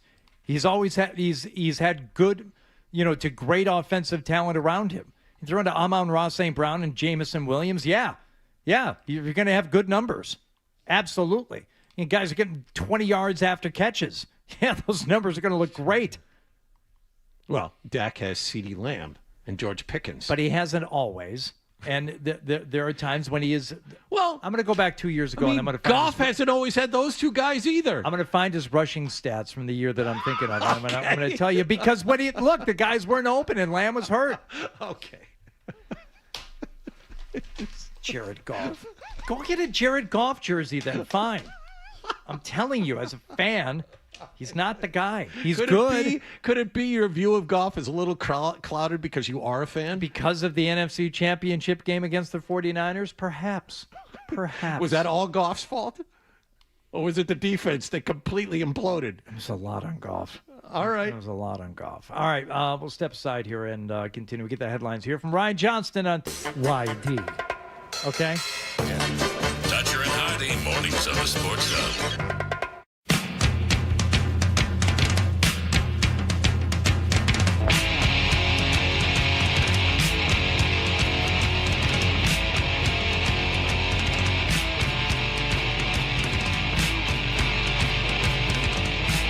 Yeah, there we go. It's Toucher and Hardy here on 98.5, the Sports Hub. Ryan Johnston in with us this morning. As Ryan has been favoring us with some celebrity birthdays and some celebrity death days and, would have been a certain number of years old today had they lived in this rather slow sports time. But it does bring to mind that sometimes people of note of a celebrity stature do pass. And when that happens, thank goodness we have people like you, to inform us, or, as the case may be, Mike Francesa, who does some kind of a show, whether it's a podcast show or a broadcast show. I don't know what Mike Francesa does. But he wants to charge you $10.99 a month for the prospect. I don't know that he's charging, John. I don't know. Well, there was an app called Mike's On, if you remember correctly. The Mike's On. I don't know if isn't this part of that? It's part of something that he does with a microphone, okay? Because there's a recording of it. Very good. And Mike Francesa was doing some sort of disseminated speech when the Lindsey Graham passed. Sure. Or, as Mike puts it, well, I'll let Mike tell you. Now, you saw what happened with Lindsey Graham. It seemed hard to explain. There was no real illness here. He just dropped dead. Okay, so very sensitive. It's very nice. The man speaks the truth. Now, lest you think Mike Francesa is being out of character here, he's done this before, and people study and archive Mike Francesa like he is one of the great orators of history. So someone quickly found this little nugget. Of course, the other sad news today is Charlie Jones passing is sad news, but he was 78 years old. The sportscaster, but the shocking news that Tim Russell dropped dead today at the age of 58 at the Washington Bureau of NBC in Washington, D.C. Yeah.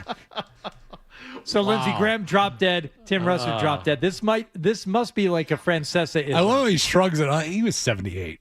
Yeah, it's sad, but 78 years old. I mean, he was 20 years past anybody thought. He dropped dead. Lindsey Graham dropped dead. Tim Russell dropped dead. Right. Everyone's going to drop dead. Yep. He's great. But when you bring up Mike Francesa, you have to bring up Chris Mad Dog Russo. And Chris Mad Dog Russo does an actual show on an actual network. He has his own network. And again, this is a slow time of year for sports. So if you're Mad Dog, what are you going to do? You're going to open up the baseball encyclopedia? Been there, done that. He did something different. And I don't care what you say. You can put, we all know Washington and Lincoln and, we can Jefferson, we know FDR. I mean, everybody can give you the first seven. Ulysses Grant. Yes, Ulysses Grant. Ulysses That's right. Grant is a top 5 guy. Chris Mad Dog Russo is ranking the presidents. All Just right. like we were Whoa. ranking So- the NFL quarterbacks moments ago, Mad Dog ranking the presidents. So you go out on the street today, you take a random American, and you say, rank the presidents. Right. Is Ulysses S. Grant. I'm going to go with JFK now. Now, this is only because I spent a lot of time in Boston with my good friend Tony Maserati, and the JFK from Brookline, a whole family up there. You know, the father, he's a rum runner. He made all his money there bootlegging, and he also got his son elected by putting a fake person on the ballot there in the North End. That's right, but people don't know that story. So, What percentage of Americans could name Ulysses Grant? Like, just period. If you asked them to list all the presidents, how many would actually name Ulysses S. Grant? FDR. I mean, everybody can give you the first 7. Ulysses Grant. We all can give you the first 7 or 8. Eisenhower's got to be on that list. Even Arthur Fonzarelli liked Eisenhower. He said, I like Ike. He said, my bike likes Ike. Howard Cunningham, he didn't think too much of that in that political rally, but he wanted Adelaide Stevenson. That's who he wanted. He wanted Adelaide. If anybody doesn't put Eisenhower, who made every decision and had to deal with all that nonsense with both presidents, Roosevelt and Churchill, had to have British generals under him, American generals under him, and had to make the call when to go, when not. Then he's the president for 8 years. You can put out, he's bigger than Reagan. I know Reagan ended the Cold War and he won it. Bigger than Reagan. Eisenhower's in your top 10. I was thinking about that a lot. All right. I'm sure you were. Anyone know when Ulysses S. Grant was actually president of these United States? I'm going to guess Grant. In the 1880s. I would say more like 1840s. 1869 to 1877. Okay, so you were post-Lincoln. Yes. Yeah. Post-Lincoln. All right. Because he was Civil War general, right? Yes, that's right. All right, and it had to be sometime after the Civil War. Mm-hmm. And I read the book. There is not a chance in the world you cannot put the man who was the supreme commander of the Allied forces who crashed Omaha and Utah Beach to turn the tide of the war, although the war had already turned. But objection, Your Honor. That has nothing to do with his presidency. Absolutely has everything to do with his ability to lead. He had all those generals beneath him. I thought about this a lot. You got to be top 10. Eisenhower got to be top 10. You think about this all the time? But who landed on the continent safely. Lost a lot of men, but landed. I would think that would be points against, dog. I don't think that's the right thing to bring up here. A lot of people couldn't even find Europe. A lot of those guys just dropped dead. Drop that dog. Oh, God. Love it. Love Russo. Love Francis. They're fantastic. Mikey, we can't forget about James Polk.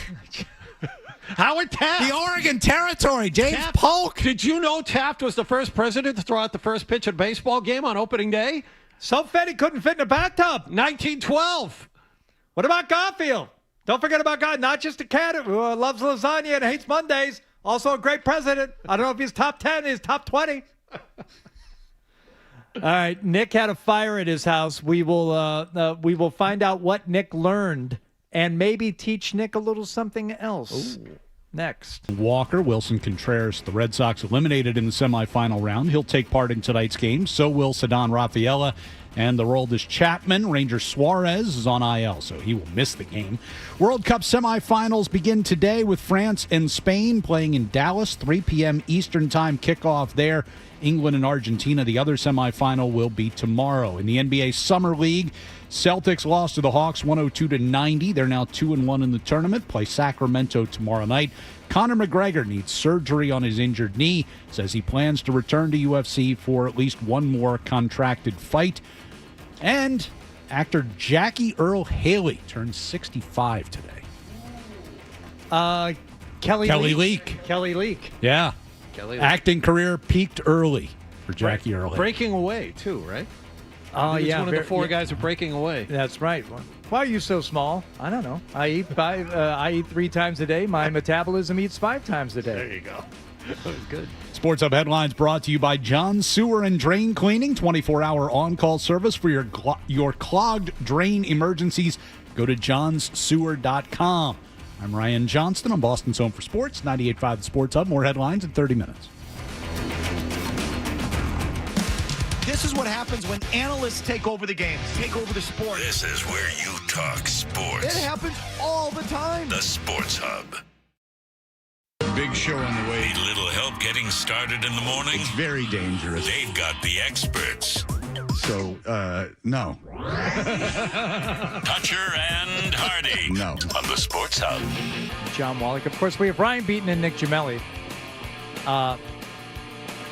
Nick yesterday favored us with a tale, a harrowing tale of both heroism and what could have been terror.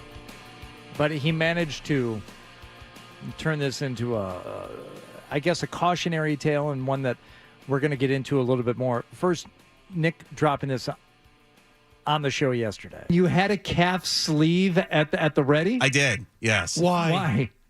From an injury a couple of years ago. How did you injure it a couple of years ago? It was actually, it's not so funny, but I woke up in the middle of the night and apparently my house was on fire. It was caught on fire. Wait a minute. And I tried putting it out and I slipped on water. Hold it. Stop. This is like an Adolfo story. Stop. I've known you for a long time. Yes. I have never heard that story. You had never told any of us that story. I was working on the show. It's like 2016. Okay. But you never mentioned it in 2016. I did. When? You never brought this up. I was still new. I didn't know you well enough. I would remember. You didn't. Did you mention it? Fred? Did you talk about it on the air? No. Your house caught on fire. What was on fire? And you didn't bring this up. I was smoking at the time. And it was like 9 o'clock. I went out for a butt. Ryan perked up for a moment. He's like, what? What were you smoking? You had a brisket? So, it was right before bed. I had a cigarette. I went to the front deck area, and then I put it out, but it was in a flower pot. So there was, dirt and stuff in there, too. So a couple of hours later, I woke up to get something to eat, shockingly. But I wasn't sleeping here. Anyways, I woke up and I looked at the window, and outside there was flames coming out of this flower pot, which was starting to spread very quickly. And I'm like, oh crap, this is not good. So I brilliant me, got a bowl and tried to douse the fire, and I slipped and fell really hard. On the water. You pulled a calf muscle, throwing water at a fire. Yeah, then I called 911 because it was spreading really bad.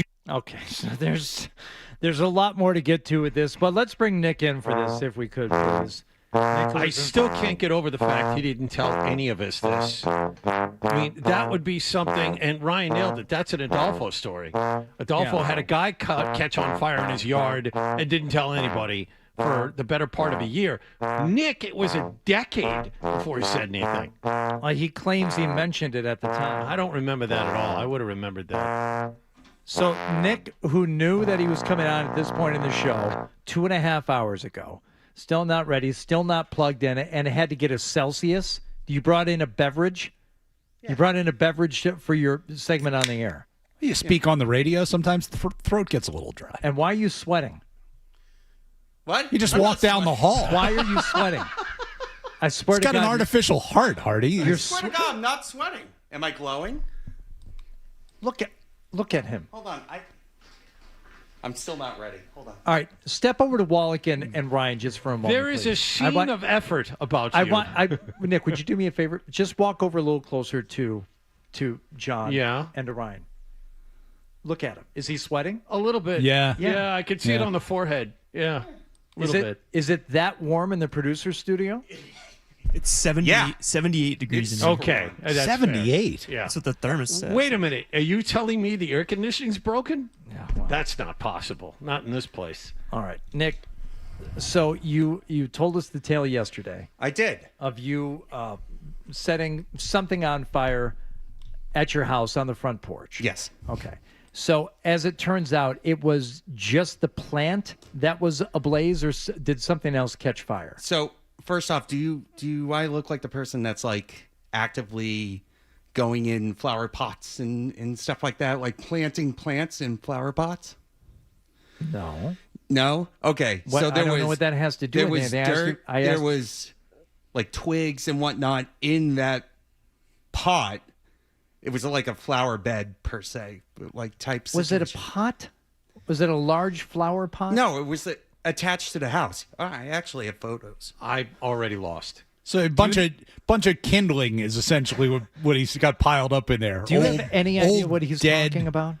Here, it's like like a planter that's attached to the side of the house. Yeah. Here, hold on. So it's like a windowsill thing, kind of like is it a window box? Yeah, a window box. So it's not a pot. So, here you go. Just scroll through that. All right, so there's a photo of a torn out piece of wall. So that doesn't really help. What? That is Well, nothing. It's the start of all the photos I had to take for the insurance. Yeah. Oh, you set your house on fire. Yeah. Yeah. I thought that's why we were doing this. Yes. Well, I thought it was like I thought it was a fire like on the front porch that just kind of got out of control with something that wasn't necessarily No. attached. The house caught fire. Yeah. You had a house fire. Yeah. And didn't mention it. Look at that. I mean, that's not It's good. legit. Yeah. That's a house fire. That's a house fire. a house Imagine waking up to that at 1 a.m. Okay. Now I have a better sense of what actually went down. So, Nick, what we've decided to do is twofold. Number one, we're going to quiz you on fire safety going forward. Sure. But we also have an expert. Should we try and get the expert on right now, Ryan? Yeah, let's do that now because he was planning on like an 8:15 phone call from us, and we have someone who can actually maybe. I think what you should do is kind of retell the tale of what actually happened that night, and this expert from the fire department will tell us what you did right, what you did wrong, and then if we have time, we'll actually go through the quiz. Well, this should be quick because everything I did was very wrong. I've learned from that. But I don't want you to be funny. I don't want you to use shtick. I want you to tell this arson investigator, who, by the way, is also with the insurance company. Oh, great. Great. You familiar with the movie Backdraft? Yes. This is the Robert De Niro character. Oh, all right. Tell me Very where good. you started. Tell me where you came from. Yeah, he goes in there yeah. and he talks to the fire afterward, Yeah. looking for the accelerant, looking for the point of origin. It's a living, breathing thing. Do you know what a backdraft is, Nick? Yeah, it's when you basically open the door that's closed and there's an active fire, and then you open that door and all the flames rush in. Well, that part's true, but it's a fire starving for oxygen, and when you open a door, it gets the oxygen, and the fire begins. Blows So I out. said that. Yeah. Well, not really. What did you think of Jennifer Jason Leigh's hair color in Backdraft? I thought it was off-putting. I thought they made her too blonde. Yeah. It didn't look natural. Did you know that Scott Glenn was the arsonist all along when you were watching Backdraft? I did not. Spoiler But alert. I also feel like Come on. I feel like I was 10 when that came. Like, All right. when did that come out? Are you aware of 1991. movies that Oh, God, happened I was like- before you were born? I was 5. It's great because it's never been on TV since then. Okay. All right. We're gonna wait for our investigator here, and let's start the quiz though, and see how many of these you get right. Are you ready? Okay. When should you remove batteries from a smoke alarm? When something is burning in the house and it goes off, when it's making chirping noises, or never unless it's time to change the batteries. I'll go with C. That is correct. Yeah. Very good. C. Well there you done. go, John. Smoke alarms should be replaced after how many years of use? 5, 10, or trick question, smoke alarms are good for life. I want to say 10 years. Let's see if Nick is correct. Correct! 10 years. I see. I thought Big Smoke Alarm would try and talk us into 5 years. Right. Kid. Is that the big smoke alarm company with 2 Ds? Yes. Where should smoke alarms be placed? On every level of your home, inside bedrooms and outside sleeping areas, one on every floor, or just one by the cooking area? Anywhere and everywhere. A, right? Yes. That is correct. Did you tell us yesterday you have a smoke alarm in every room now? Yes. Yeah, it's called the law. Yeah. Yeah, it's called code. We're not going to give him any credit for that. How often should you test your smoke alarms? Every month, every 6 months, or every year? 6 months. Oh, Nick. Is it really every month? Every month. Oh, you got to test those things every single month. Silly goose. How often should you change your smoke alarm batteries? Every 6 months, every year, or every 5 years? Every 6 months. Every year, unless it has a long life I'm battery. proactive. Well, I thought So you I were do it supposed to do it 6 every months. time you change the clocks. Yeah, That's what I was always done. It's That's like, right. That makes you do it twice a year. So. Well, that is big smoke alarm in the ongoing fight they have with Big Battery. Big Battery drilled that into my head. They tried to get the Energizer people. Yeah, they're not getting along. So they're like, screw those battery people. What's one thing you should practice during your home fire escape plan? A, everyone should know a good everyone should know a good hiding place in your home in case they get scared during a fire. Everyone should identify their top 10 things to grab before exiting the home during a fire. Or everyone in your household should know 2 ways to escape from each room in your home. I'm going to go with C. I think you're correct, and yes, Yeah. that is correct. All right, so we have to ask Nick about the ladder. Oh, yeah. So he was supposed to bring the ladder in today and did not. But after this home fire, you purchased what? A 2-story emergency ladder that's stored in Noah's room currently.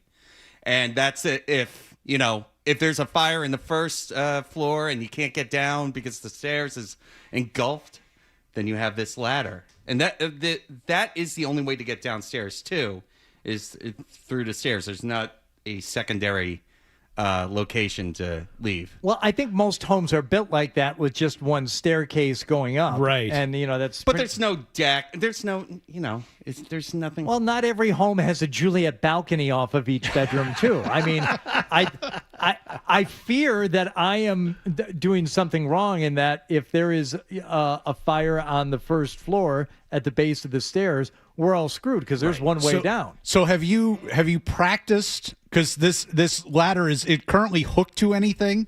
It's not. It's currently. in a bag, right? So is it's it like in a bag, is it like a rope ladder kind of thing? Right. I sent it in Slack, so if you want to You're look supposed at to it. bring it in But where you're supposed to be able to look at it. What if there was an emergency? Well, is Noah going to be able to get that thing out of the bag and hook it over his windowsill and climb down? Brittany will. She's sleeping. She'll wake up. I just wonder, how long will it take you to get this into a position where somebody could actually go down the ladder? And will it hold that giant ass of yours?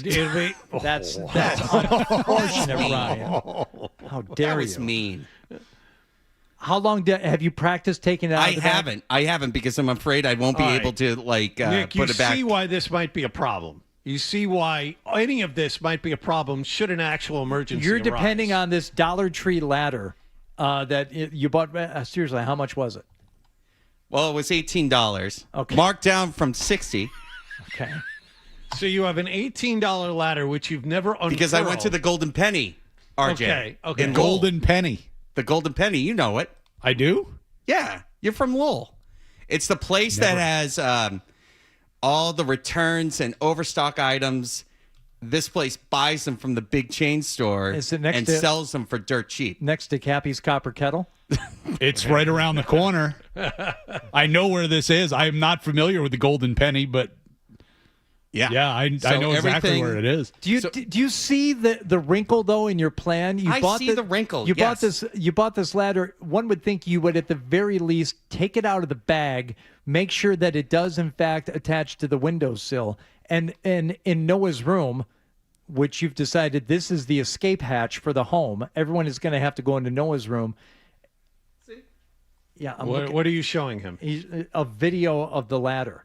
Okay. Like, shouldn't you hook that up to the window and make sure it works? You might as well bring it in, because if it's in the bag and no one's ever unfurled, you don't know if it works. It doesn't matter.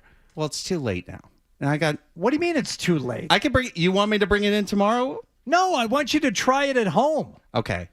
You want me to film it? I want you to take it out of the frickin' bag. Okay, I'll film it. Do you get workman's comp if you fall out of your window? Oh, nice. I could own this place. Is there currently a screen on that window? There's currently an AC, so that's not great. Oh, that. So now, so we have to. The window doesn't. None of this matters. You have an AC unit. So the stairs are on fire. We have to uninstall a window AC unit and then put the no. Put the ladder Hold on, in. even better. It's even better. It'll be a Happy Gilmore thing where you just push the thing out Wallach, the shut window. up. The thing you do is open it up and push the AC He's out. the guy that's been bagging on you for 10 minutes. If you're really in a rush to get out of the house because it's on fire, logically, you just open it, push the AC out, because screw the AC, and drop the ladder. Isn't it plugged in? Yeah, unplug it, push it out the window. A lot of Isn't there anything like holding the window shut on top of the AC, or do you just? Oh yeah, the screws. Like you. Yeah. I know, having had window AC units before, you usually put a little bracket there to keep the window from opening so that the air conditioner doesn't tumble out. You grab a cordless drill. You get your cordless drill and you charge your battery. Charge your battery and cordless drill. You take the drill. Hang on, Brittany. Hang on. I'll be right with you. Keep a screwdriver right next to the AC. There you go. She unscrews the AC, pushes it out the window. No time at all. Drops the ladder with 2 kids in her hands. They do say every second counts in an emergency. Not in this case. There's a window AC in every bedroom in the house? Yes, currently there is. Is there another window, like maybe in a bathroom or something that you could? There is, yeah. Okay, maybe we change up the escape window. Yeah. Okay.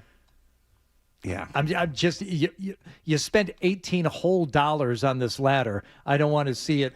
It was a great deal. Be useless in your moment of most dire need. Oh, did you know this is it's a single use fire escape ladder? The moment you unfurl this thing, you can't put it back together. Why can't you use it? I don't know, but the Amazon link that he sent us has like a Q&A. And it says, is this a single-use only fire escape ladder? Yes, due to its tangle-free design, the escape ladder is single-use only. If practicing fire drills, it is recommended to buy extra ladders. Do not take it out of the bag. Okay, Nick. I'm not. I'm not. Well, how often does your house catch on fire? Well, for Nick, it's already happened exactly one more times than any of us would expect it to happen. Wow. All right.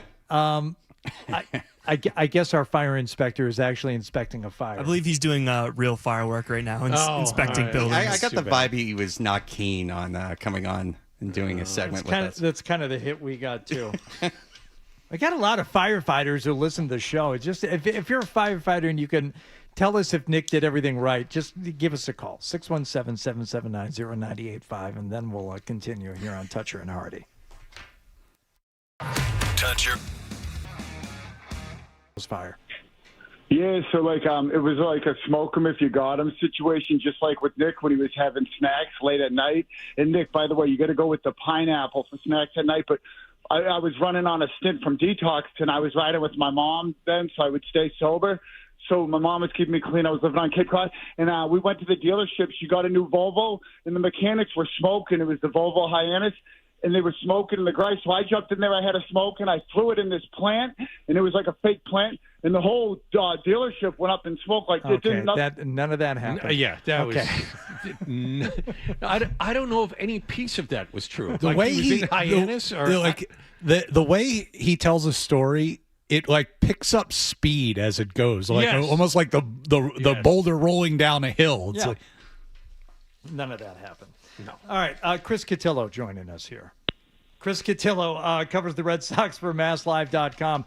Chris, do you have any fire safety tips for Nick Gemelli? What a tough act to follow that is. Yeah. I mean, I'm not. Oh, well, we missed. I'm going to tell the story of the Red Sox season in that tone, just building game by game. series by series into this crescendo they're at now. You have to how fitting. be kind of breathless when you do this. So Alex Cora came in, he was a big cheater. But they brought him back anyway. So, but after a while, they didn't like him no more. So they got rid of Alex Cora, and then they went on this incredible win streak. And Cora, while he was at Houston, he did all of these things, and then he was hired by the Red Sox, but then he was suspended for a year, and then he came back, and boy, were they good. Yeah. So if you could do that. And then the whole season went up in flames.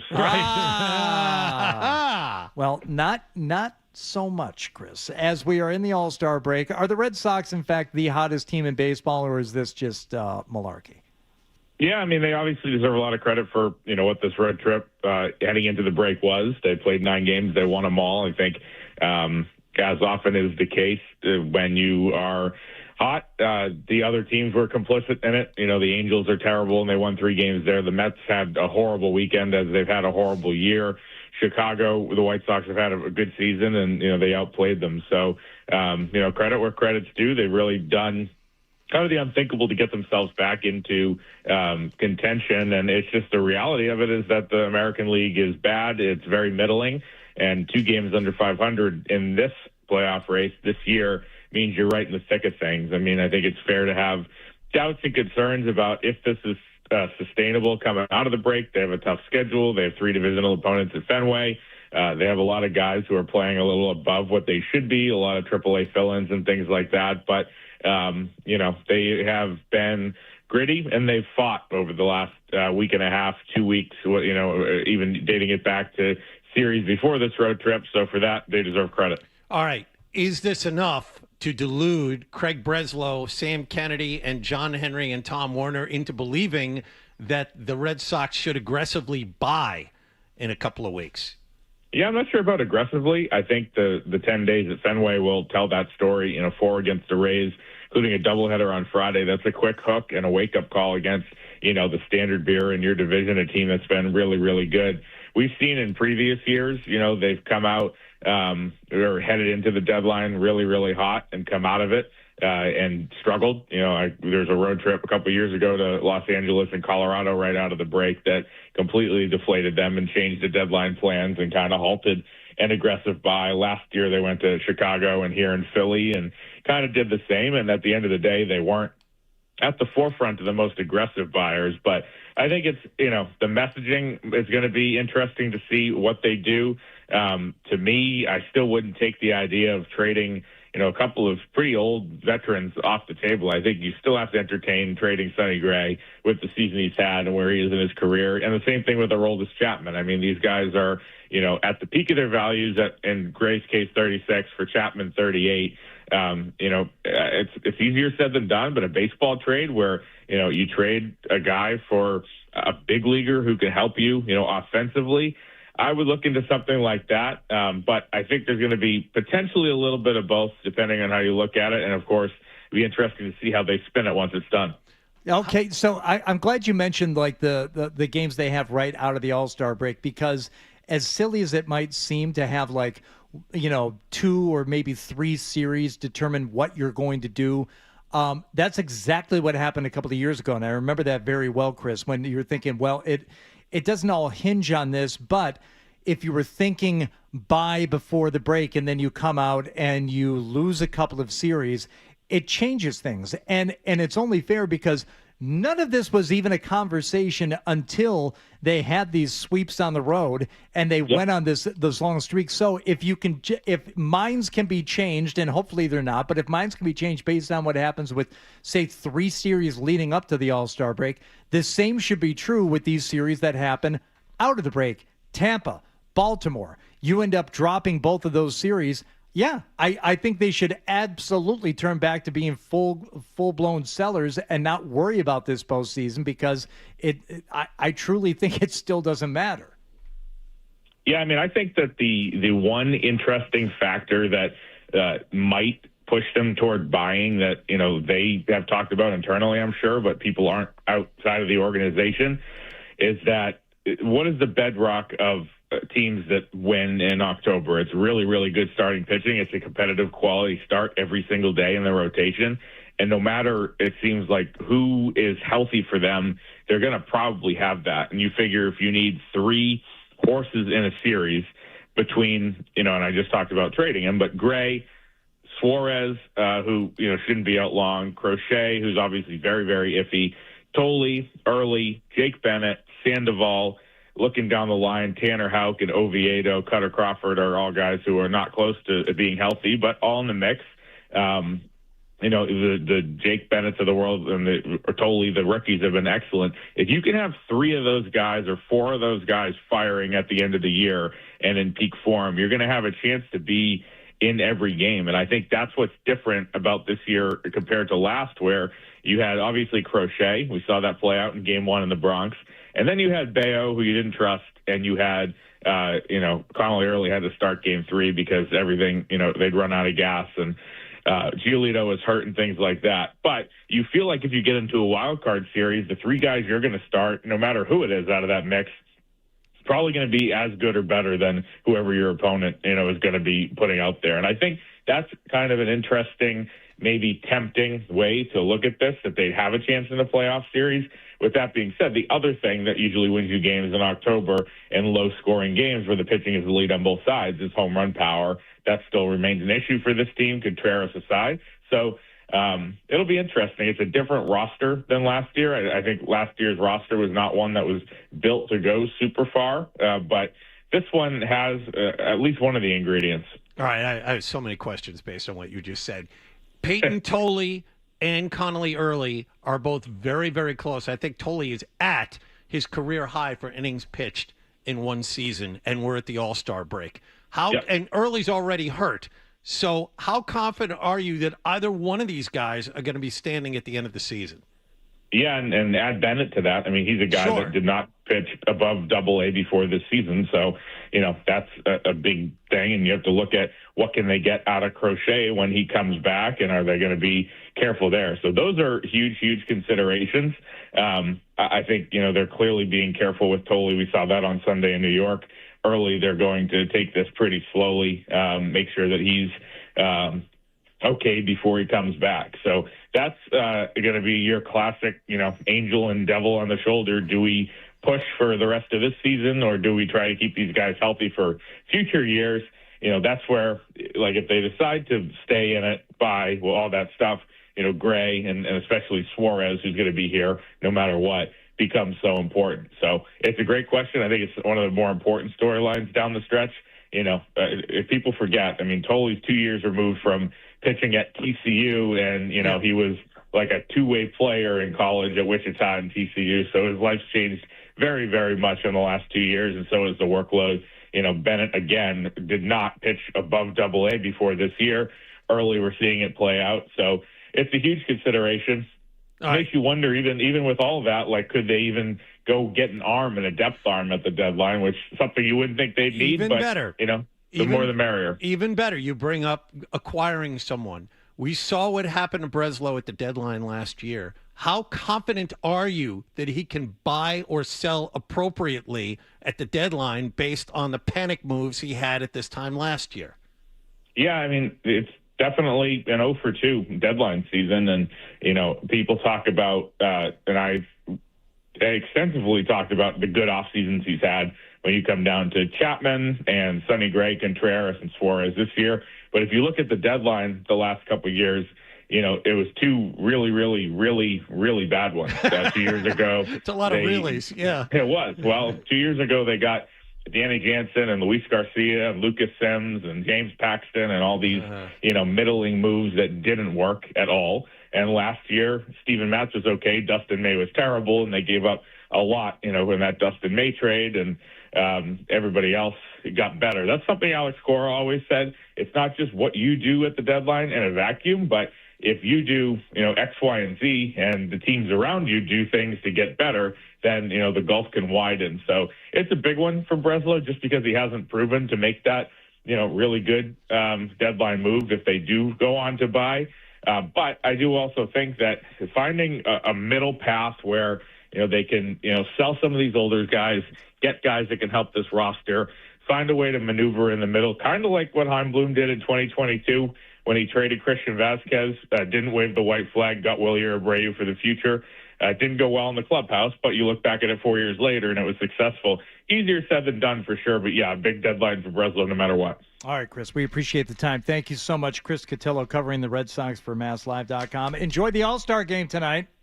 Appreciate it. Thanks, guys. Thanks, Chris. All right. We will continue here. Ryan Johnston gets us updated, and then more Toucher and Hardy here on 98.5 The Sports Hub.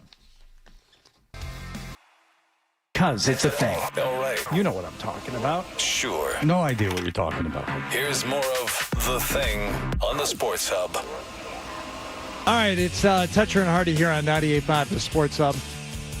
Earlier and throughout the last couple of days, Ryan Johnston has been including celebrity birthdays and milestones in his headlines, as there are not a lot of sports. Got to fill out the headlines. Yeah. And you mentioned a certain film producer who is celebrating a birthday today. Joel Silver. Yes. And you mentioned one of his films that I have a question about. Okay. All right. Now, out of all the films you mentioned, what fits best with what we do here on a almost daily basis? Would that be Brewster's Millions? Brewster's Millions is correct. Yes. Which is a wonderful vehicle for was a staple on cable television Still for is. many, many years. Still is. They show it on MLB Network from time to time. They should. Yeah. Richard Pryor, John Candy, minor league baseball pitcher. Jerry Orbach.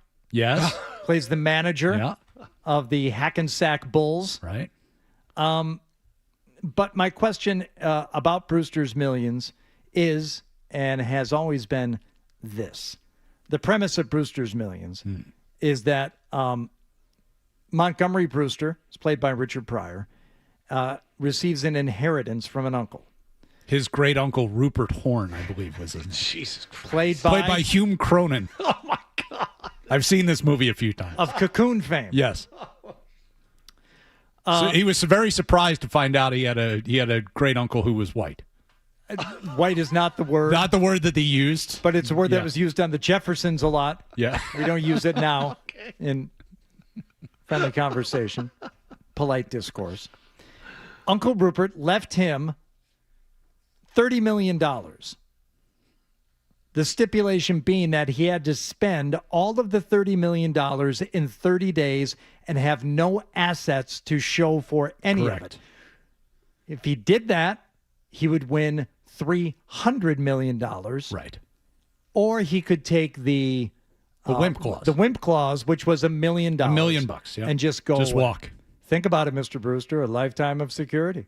And the most you've ever made was $12,000 a Yeah, year. we're talking, by the way, this is like 1984-ish. Yeah. So $1 million is, worth a lot more than. I believe he made $12,000 for one season with the Toledo Mud Hens. My question is this. If you're Montgomery Brewster, if I'm me today, here's $30 million, go spend it in a month, have no assets to show for it. They take him across the street. They got the big stacks of money there in the bank. Here, this is your money. This is your $30 million. Here's what I would do. Here's what Montgomery could have done and should have done. Here's my $30 million, right? Miss Drake, who's doing all the accounting and all this stuff. Montgomery, you're not spending any money. That's right. That's right. I'm not spending any of this. Has he spent anything? No. And at the end of the 30 days, all right, how much of the $30 million does he have left? All but like $15. He bought lunch once. Oh, I guess you don't win the $300 million, but you've got $30 million. No, he doesn't get to keep the $30 million. It's his. It's not his. It is his. He was spending it like it was his. He had because that was what he had to do to get the real inheritance of $300 million. I disagree. He has a choice of you take $1 million or you go for the $300 million. You don't get to keep the $30 million. You spend it or they take it back. You believe that to be the case, but it is never stipulated. And if he buys a bunch of stuff in his name, let's say he does spend every cent of it. He buys $30 million worth of real estate in the name of Montgomery Brewster. That's his. He owns it. Oh, I didn't do it. I've got all this money. I've got all these assets left over in real estate and stock holdings and a stamp, which I didn't mail. I actually kept that stamp that I bought for $2 million. I'm sure the law firm of Granville, Baxter, and possibly Cox Oh my at the end God. has has that nailed to the letter. All right. Just a quick show of hands among those people listening or watching. We need to hang How out many more, Ryan. people could have named the law firm? I'm betting none. None. I would have gotten Granville, but I think I would no chance. I would have fallen off. Oh, after my that. God, Ryan. How many times have you seen this movie? I mean, it's got to be in the hundreds. It was on cable all the time. It was one of those movies that just was on constantly. What's John Candy's character's name? I don't know. Spike Nolan. Okay. He's a catcher. Okay. What's the name of the Action News reporter? Chuck Fleming. Yeah, there you go. Well done. Chuck Fleming, Action News. Yeah. You know who the Yankees play-by-play broadcaster is in that movie? No. Poppy. Oh, that's from right. Seinfeld. That's right. Yeah. Poppy got a little sloppy. Yeah. I also don't understand why they went back and forth, having the band on the runway and all that stuff. He could have flown the band over, to the actual Can't stadium. have baseball without a band. I know, but there are some plot holes in that movie.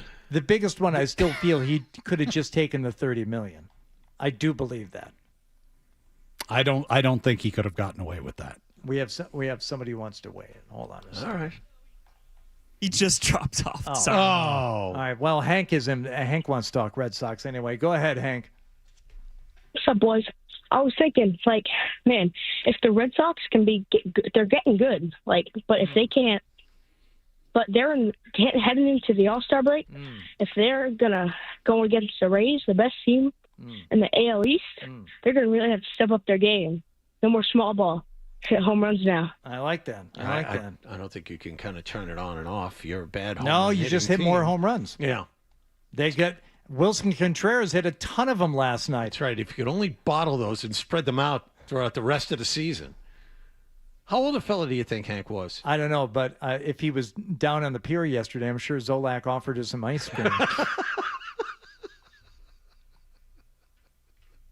Blind Scott has also been on hold for 25 minutes. He wants to finish the story about the fire at the Volvo dealership, which we all decided almost immediately. Look at the happen. clock. Okay, here's our Montgomery Brewster caller. Yes, Nick in Rehoboth. Yes. All you got to do is donate the $30 million. You have no assets to show for it, and then you get the $300. You can't give it away. They do mention that specifically. Oh, you I can't don't remember that. give it away. Can't give it you to can give. There was I think it was a certain percentage that you could donate to charity. 5% to charity, Right. and gamble away another 5%. Right. You can't just give it away. You have to get value for what you're spending the money And on. that means buying the Hope Diamond for some floozy you meet in a bar. Right. Yeah. But you can spend $1.2 million on a stamp and mail it, and you don't have an asset to show for it. But do you understand what I'm saying, Nick? What you just keep the $30 million. I didn't spend any of it, or I did, and I have all these assets to show for it. Nothing but the shirt on your back.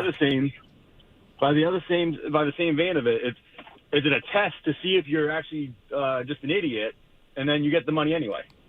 Oh, I don't think so. No, his Uncle Rupert was teaching him to hate money. The way his father taught him to hate hate cigars. Thank you. Made him smoke all this. Just locked him in the closet. Made him right. smoke all the cigars. And then, thank God we had that auditor there. I sense a conspiracy to commit fraud.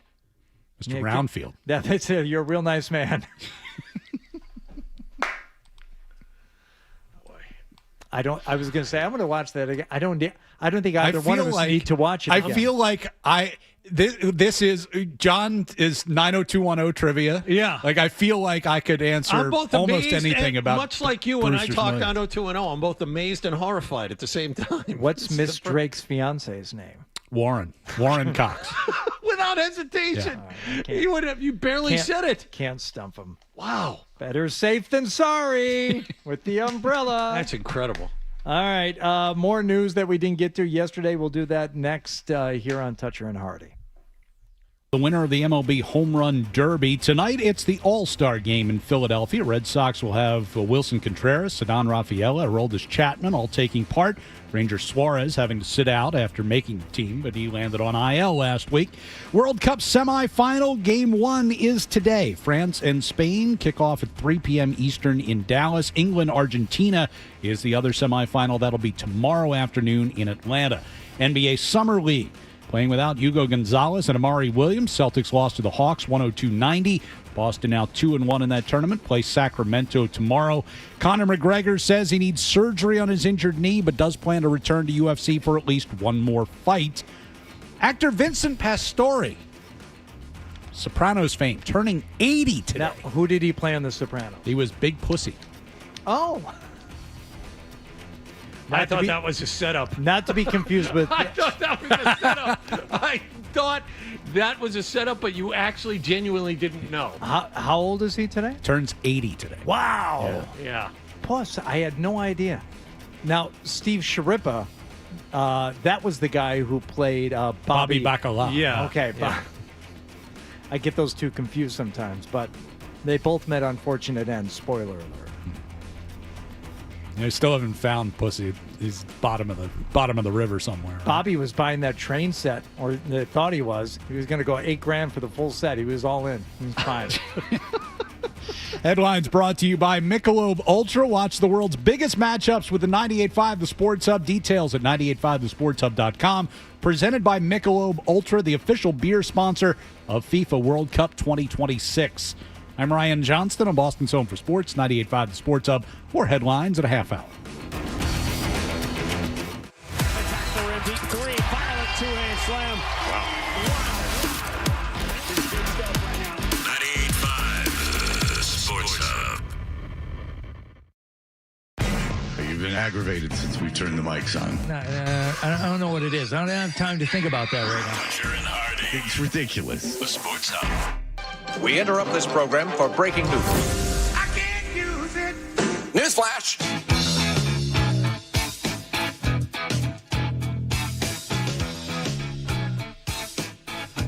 All right. It is Toucher and Hardy here on 98.5 The Sports Hub.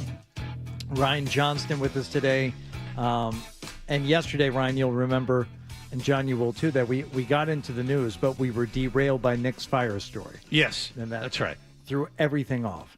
Nick, by the way, completed the fire safety quiz. He got 6 out of 8 correct. Not bad.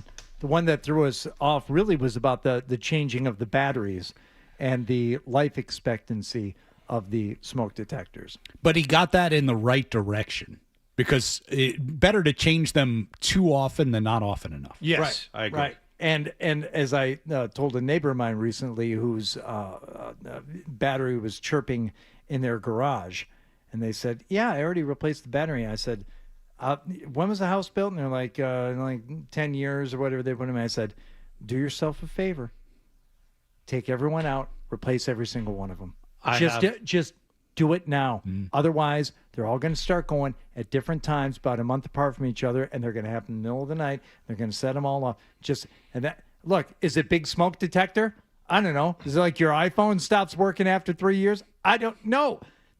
Whatever it is, you got to bite the bullet. Just replace all of them. How did you know the battery was chirping in his garage? Was it like a dog play date in his front yard? Did you happen to be walking by? They don't have a dog, John. I'm sorry. So even better. So why were you close enough to the house to know that his garage fire detector smoke alarm was chirping? Well, the conversation took place in one of the many chin wags we have there in the SAC. Sure. Okay. Yeah. The SAC, as it is called. And I've been requested to put together an actual publication, the SAC Sentinel, where I can just talk about the goings and the comings and goings and the goings on there in the cul-de-sac. But the reason why I knew about it intimately is that a ladder needed to be borrowed to access the smoke detector in their garage. I see. I have visions of you walking by and sensing something was amiss, and you kind of scrambled up the driveway and then knocked on the front door. No, but it was relayed to them again yesterday after this has already been put forth a couple of times. They have a smart doorbell. It's not a Ring. It's part of another system. And whenever it detects motion, it lets out an audible bleep, bleep, bloop, bleep, bleep, bloom. You can hear it from inside our house with the doors and windows closed. Ooh, whoa. No, because that's not pointed cool. right at us. I said, not cool. I said, hey, look, you got to do something about the volume on your doorbell. Yeah. It's upsetting the tranquility of the SAC. Yeah. You know, I get that. It's too much. Yeah. It's too much with the volume on this thing. Well, I went into the settings. I bet. Your problems are your own. Your excuses are your own. It's either that or I'm going to design a muffler for it. And I will bring down the decibels myself. Sure. That has nothing to do with going to the little gear icon on your app. It's going to be an apparatus that I attach to that thing. And it might very well block the camera eye. But it's got to be done. You can't do that. So that's happening. But there's other news. And this one involves a vicious animal attack. A Burlington man is recovering tonight after he was attacked by a beaver while he was swimming in Lake George. This happened during a trip to the popular tourist destination last weekend. The man says he was trying to help his friend in the water when the animal turned on him. Our Alexis Crandall spoke with that man today. This is the most soft-spoken news reporter or news anchor ever. It's like they're trying not to wake up the people in the next studio. Listen. In the water when the animal turned on him. Our Alexis Crandall spoke with that man today. She's here with us now. Alexis, how's he doing? How's he doing? How's he doing after that? Be conversational, Be after that beaver got after him. And let's all keep our voices down. Let's keep this at a respectable level when we talk about this man who got attacked by this beaver. How's he doing? Seriously, and I want to ask in a certain volume in case he's not doing well. And that kind of relays the sensitivity of the situation. How's he doing? Yeah. He got attacked by a beaver. How do you think he's doing? Yeah, my friend Florence was attacked by a beaver just last week. Trying to help his friend in the water when the animal turned on him. Our Alexis Crandall spoke with that man today. She's here with us now. Alexis, how's he doing? Well, Lauren and Jack, Brandon Shortsleeve says he and his friend are both doing okay. Brandon Shortsleeve. Is the real name of a real person. Brandon Shortsleeve. You know what? We should look this guy up and make sure he actually exists because I'm not sure. Well, Lauren and Jack, Brandon Shortsleeve says he and his friend are both doing okay. They're undergoing the rabies shot cycle after they say that beaver attacked them on the 4th of July.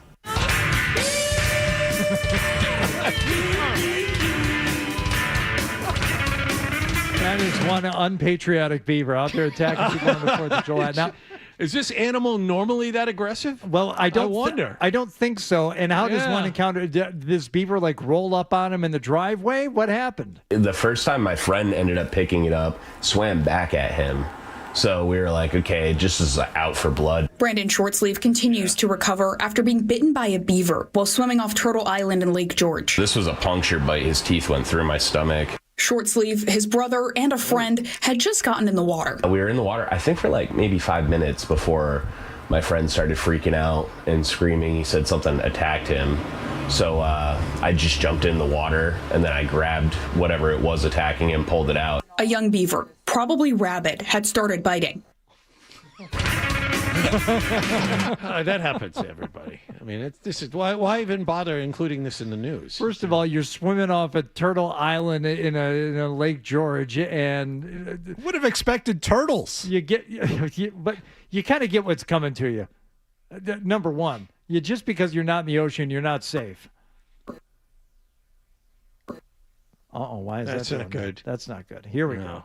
Shortsleeve says he's never seen a beaver behave like this before. I was a little freaked. What's typical beaver behavior? That's the thing. Well, I mean, if you're out swimming in Lake George, perhaps it's normal that you encounter a beaver or two. How are you often seeing beavers behave? Me myself, because you see beavers all the time. That's not normal beaver behavior. Again, these guys had it coming. Usually I see a beaver, he's like, he's over there cutting down trees, he's building a dam, He's never seen a beaver behave like this before. I was a little freaked out. I didn't think it was a beaver at first. I just grabbed this little brown blob in the water. But yeah, I saw its teeth and its tail, and I was like, okay, this is a beaver. It ended up biting me a few times as I got it out of the water. So I was like, I got to keep a good grip on this thing. Do yourself a favor. Do not just grab random brown blobs in the water. Don't go grabbing at random beavers. You just... That can only lead to trouble. Right. or get you elected. And then I just tossed him pretty far. Shortsleeve says after the beaver swam off, he started getting people out of the water. Now, the DEC says visitors to Like Turtle Schneider Island. in Jaws. Everybody out of the water! But he's scrambling. Little Kittner boy getting attacked by a beaver. Pip. He started getting people out of the water. Now, the DEC says visitors to Turtle Island should be cautious. Beavers are typically afraid of humans, but officials say one with rabies may lose that fear. While beavers can get rabies from other animals, it's very rare for them to pass it along to the rest of the colony. So am I going? Am I not going? Is this an all clear? Is this not an all clear? She could be a little better at this. Yeah, well, when you're talking, do I need to keep looking over my shoulder for a beaver attack while I'm in the lake? What do I do now? This is something you do among friends. If there's a rabid beaver amongst you, you kind of let everybody know and say, "Hey, stay away." Shortsleeve says even after this ordeal, he's not afraid of the animal and recognizes how unusual this is. I was told I'd have a better chance of getting struck by lightning than that ever happening again. Okay. All right. So it's an all clear. Hey, fool me once. Got it. My mom was gonna see a big brown beaver and she shows him off to all her friends. Well, do you know that beaver tried to leave her, so she gave him up a cyclone fence. Yeah, that's right. All right. I take it this was the lead story on the newscast. Whatever the lead story was. What market is this exactly? Was this Schenectady? Where are we? Burlington? Yeah, Burlington. Yeah, I think Okay, Burlington, Vermont. Let's go to Michigan for this next story, where it's a case of smuggling. In tonight's episode of This Will Make Your Jaw Drop If You Watch My Newscast. Well, of course. Is this a regular feature? This will make your jaw drop while you watch my newscast. Okay. They're treating these like podcasts now. In tonight's episode of This Will Make Your Jaw Drop If You Watch My Newscast, meet Monique Megacciani. She's from Michigan, and according to our media friends over at The Smoking Gun, she tried to sneak an entire bottle of Pinot Grigio, cupcake to be exact, into jail. But according to the police, when the 48-year-old was being booked, the entire bottle of wine was found in her hoo-ha. The entire bottle of Pinot Grigio. Wow. There's a thumbnail somewhere that's waiting to be clicked. Now, it's been a long time since I got my degree in broadcast journalism. But as part of that, we had to study the AP style guide. That taught you, the proper form in which to, when to use Mr. or Ms. and things like that. I don't remember hoo-ha being in there. The entire bottle of wine was found in her hoo-ha. The entire bottle of Pinot Grigio. It was removed and, according to cops, destroyed because it was a biohazard, and she was booked into jail. Was it rabid? I mean, why is it a biohazard? We don't know about the girl. A lot about the woman at all. A lot of times when they confiscate stuff like that, they will just pass it around, the various law enforcement officers. I know of a group of law enforcement officers when they catch kids drinking, they'll just confiscate the 30 rack and then take it back to the station and pass it around. This bottle of the Pinot Grigio, the cupcake flavor. I've seen that bottle. It's a not that exact bottle in my home. You understand? Yeah, it's not a popular brand. Not a thin dessert wine bottle. This thing. Not at all. No. All right. So something tells me that was not standard local newscast. That was more of a podcast situation. Oh, good. This one though, trouble at a camp. Now to a situation that flat out stinks in eastern Fresno County. First responders rescuing a man trapped in a vault toilet near Shaver Lake. This is at Camp Edison this afternoon. The Fresno County Sheriff's Office says the whole thing starting when the man dropped his glasses in a toilet. That's right, a toilet. Instead of letting... Yeah, just let him. There You know what? can't be. Let him go. There's a line you don't cross. Especially if they're readers. I Yeah. mean, you get those things for, Listen, I don't see well without my glasses. No, you but don't go diving for that. I'll wait. You got a backup pair? Yeah, Or it's- two? Even if I don't, I can squint my way home. As I said, there is a line you don't cross. In a toilet. That's right, a toilet. Instead of letting them go. They say he tried getting them back before falling in. And we mean all the way in. Via Spanish translator, they advised that the subject had fallen into the chemical storage tank. Law enforcement, Camp Edison staff, fire personnel responded. We were able to safely get him out, decontaminate him, and he'll be okay. The sheriff's office says he was in there for 10 to 15 minutes, and we're still working to find out whether the man got his glasses back. What? All right. So what? My wife and I went to a Metallica concert at Gillette, and a woman using the porta-john dropped her phone into the tank. Yep. And was wandering around the area near, asking anybody, do you have like a shopping bag, some sort of plastic bag, and all that. And somebody gave her and she went in after it. And she got it. And it's like, now what? No. For what purpose? You have it. Good. Because I don't care how much rice you put that in. Like, I'm never putting that up near my face again. No. What are you doing? Congratulations. You saved it. Great. Yeah. Now what? If I had nothing backed up to the cloud ever, that's okay. I'll start new. Yeah. You know what? I'll go to a flip phone. I'll have no phone. There is nothing that I need on my phone that badly. I'd have to burn my arm off, even with the plastic bag wrapped around it. No chance. All right. That does it for the news. We have actual physical mail that we need to open here in the email segment, so we will take care of that as we continue here on Toucher and Hardy. We should do the email bit. It's a great idea. Let's do the email bit. The Toucher and Hardy email bit is powered by Jeffrey Glassman Injury Lawyers. If you've been hurt in a car or work accident, you got to get Glassman. Don't just send an email. Call all sevens, 617-777-7777, or visit gottagetglassman.com. John, do you have emails you would like to begin with? The microphone would be on. That would be good. We have a question for RJ here. I don't know if you have an answer to this or not. This is from Not Gary Tangway. Hey, guys, and I can't do the voice justice, so I'm not going to do it. It says, hey, guys, I'm doing some character research for my next book, and I need an opinion.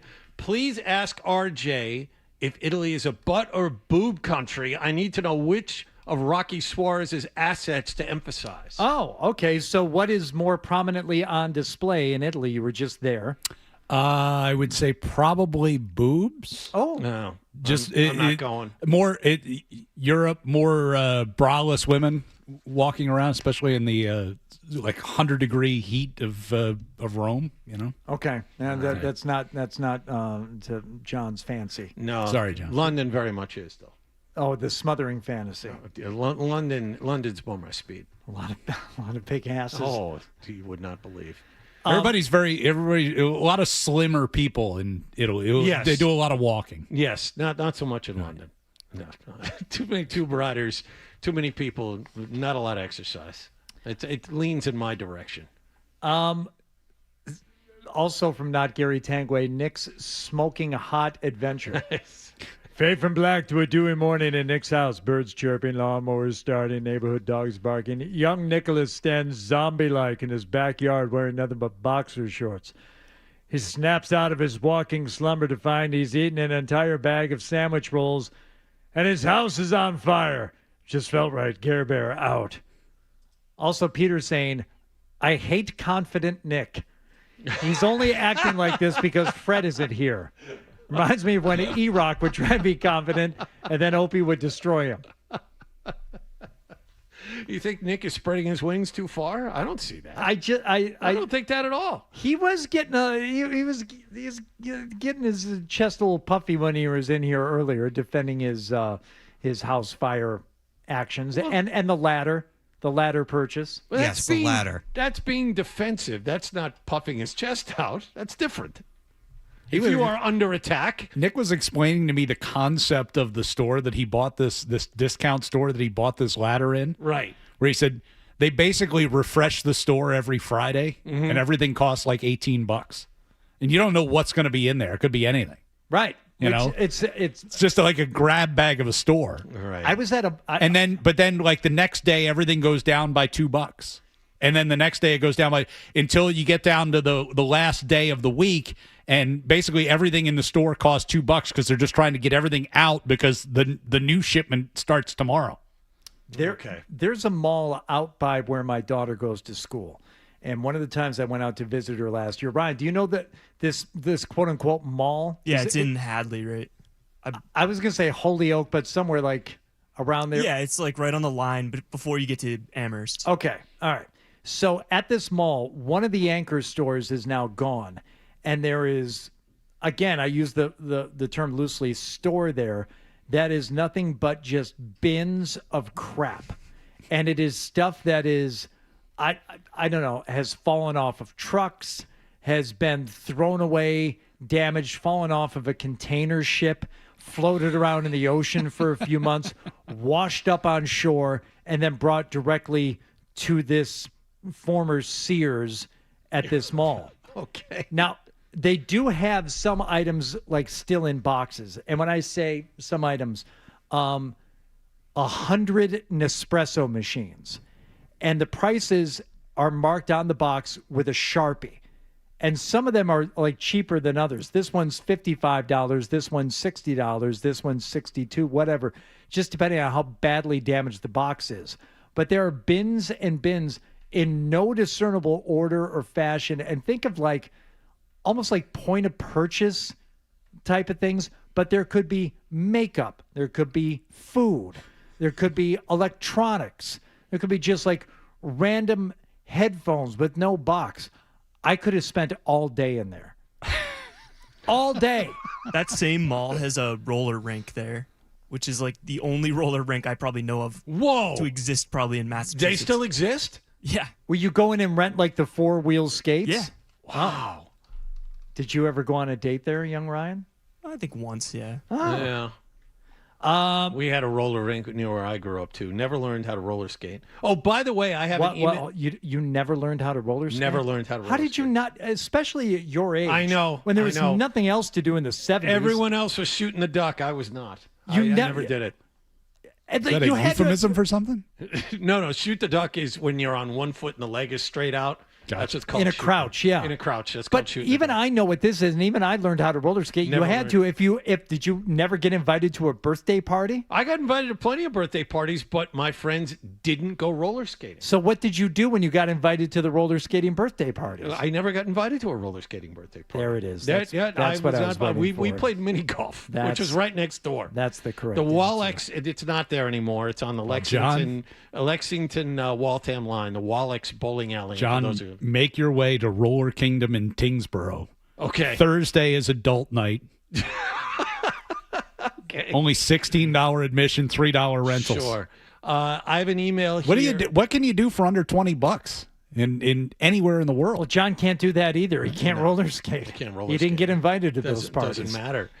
You guys are talking about the rules to Brewster's Millions. Yes. I have the definitive list here.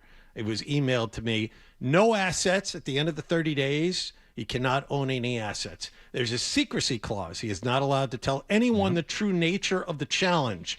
No giveaways. He cannot simply give the money away as gifts. You guys mentioned that. No waste or destruction.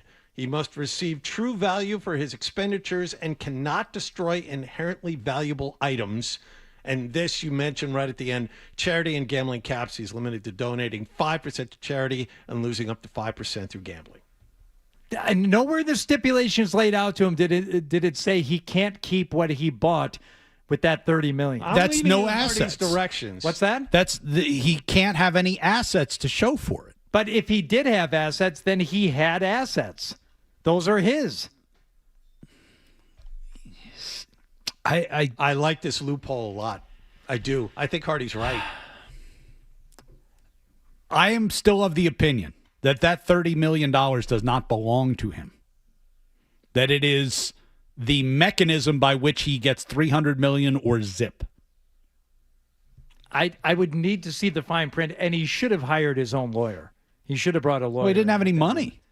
Or he couldn't even bail himself out of jail after they got into the fight in the bar. But he could have hired an attorney. But he didn't have $30 million to hire. After he hires everybody after he has the $30 million.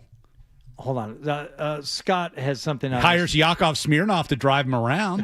What a country! Yeah, go ahead, Scott. Hey, while you guys are on the subject of the Holyoke Mall, I live real close, and Hardy, you'll love to know that there is a absolutely massive space on the first floor of that mall that used to be a Christmas tree shops that is now the Pickleball Kingdom. Oh. It is pickleball courts as far as the human eye can see. It's pretty preposterous, actually, but it's cool. Do they have like anything else in there? Is there like dining and a bar and stuff, or is it just pickleball? Oh, no, it's just purely pickleball. Some of the other, and thank you for that, Scott. I'll look that up the next time I'm out there. Like the 11-0 down in Foxborough, they've got like a nice bar in the middle of it, and you can get food there and stuff like that. And then, Bossy in Natick. That place is palatial. They've got simulators and a restaurant and a bar and all that stuff along with the pickleball. But if you want to keep it real and just pickleball, you got to go out to Holyoke to do it. You know where they have a pickleball facility right across the street from Madison Square Garden. Do they really?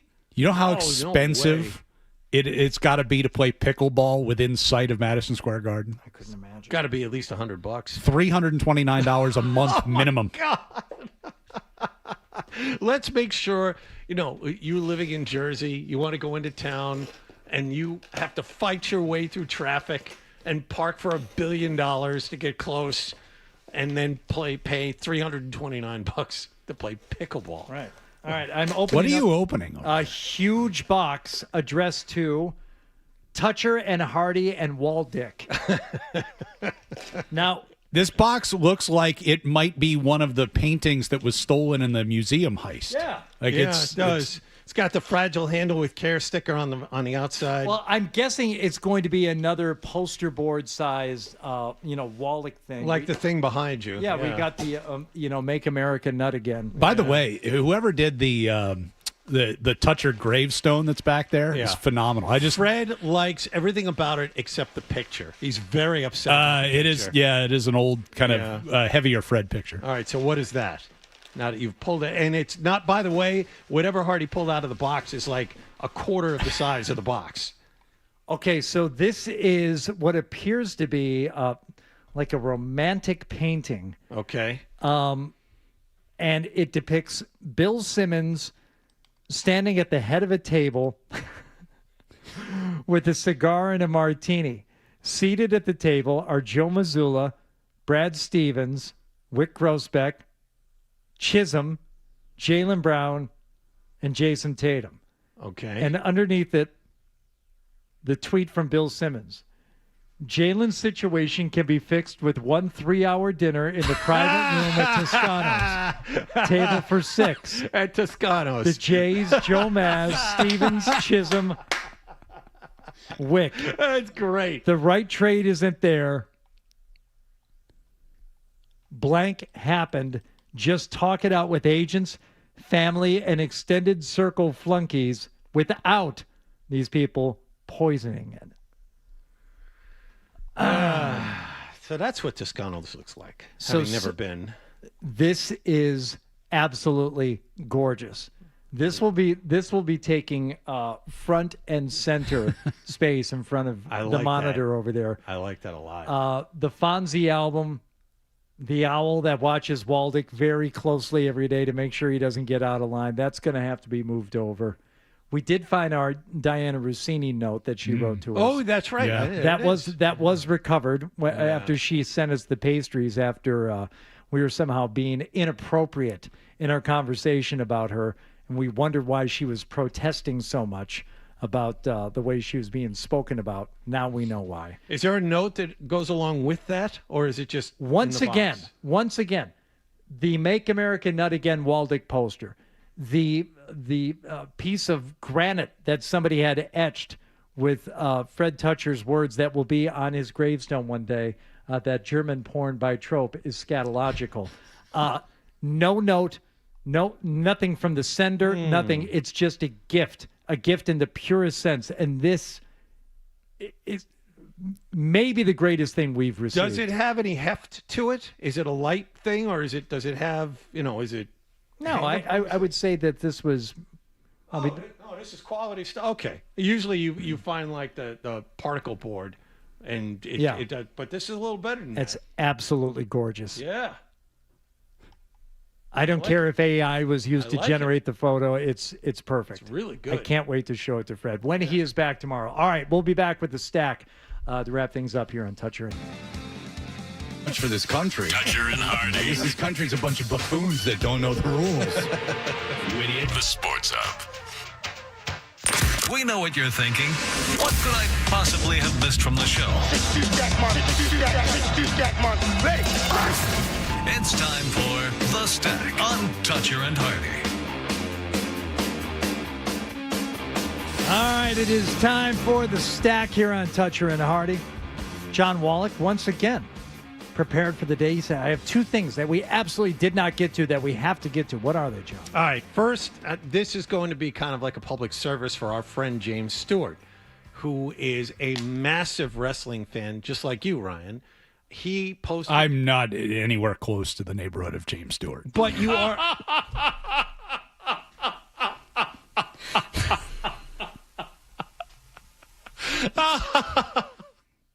But you do watch every week, do you not?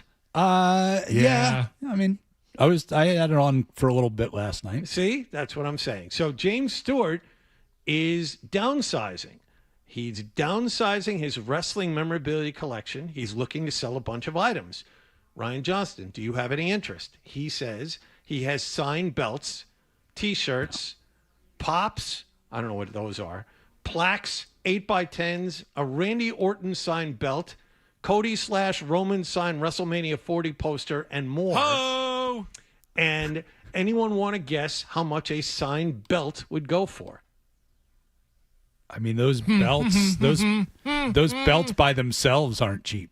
So, Right. Like Signed belt. one. How much? Signed by who? It doesn't say. He has signed belts. Now that makes a big I would say difference. Randy Orton signed belt, that's separate. They got to start at $200. I think depending on like if it's one of the regular belts, I think those things go for like $5 by themselves. No hints, Nick. I see you back there. $250. That's not for bad. a signed belt. Now, are you interested in any wrestling I own memorabilia? zero memorabilia. Zero Ever wrestling in your memorabilia. life? Never. Nah, it's never been my thing. Is Sarge up for sale? Can somebody bid on Sarge? Absolutely. I don't think he'd sell any of those belts. I wonder, there was a period of time when Sarge was living alone that he had all the belts prominently displayed, and he got himself a girlfriend. She was into it. Sarge is married now. Better I hope don't- that works I out. She's don't going to know. get half those belts in I the know. divorce. You know what? Think there's a prenup? I would imagine. It's a good point. Oh, Sarge GPT making an appearance. Welcome. You've got Sarge. Well, sup, Fred. Sup, Fred. Sup, Hardy. Sup, Hardy. Sup, so. See, here's a good question. Now that Sarge GPT has been booted up, I can ask. Sarge, do you think there was a prenup when your namesake got married? Absolutely. Oh, there was. It makes a lot of sense. So Jay Stu selling off stuff just because.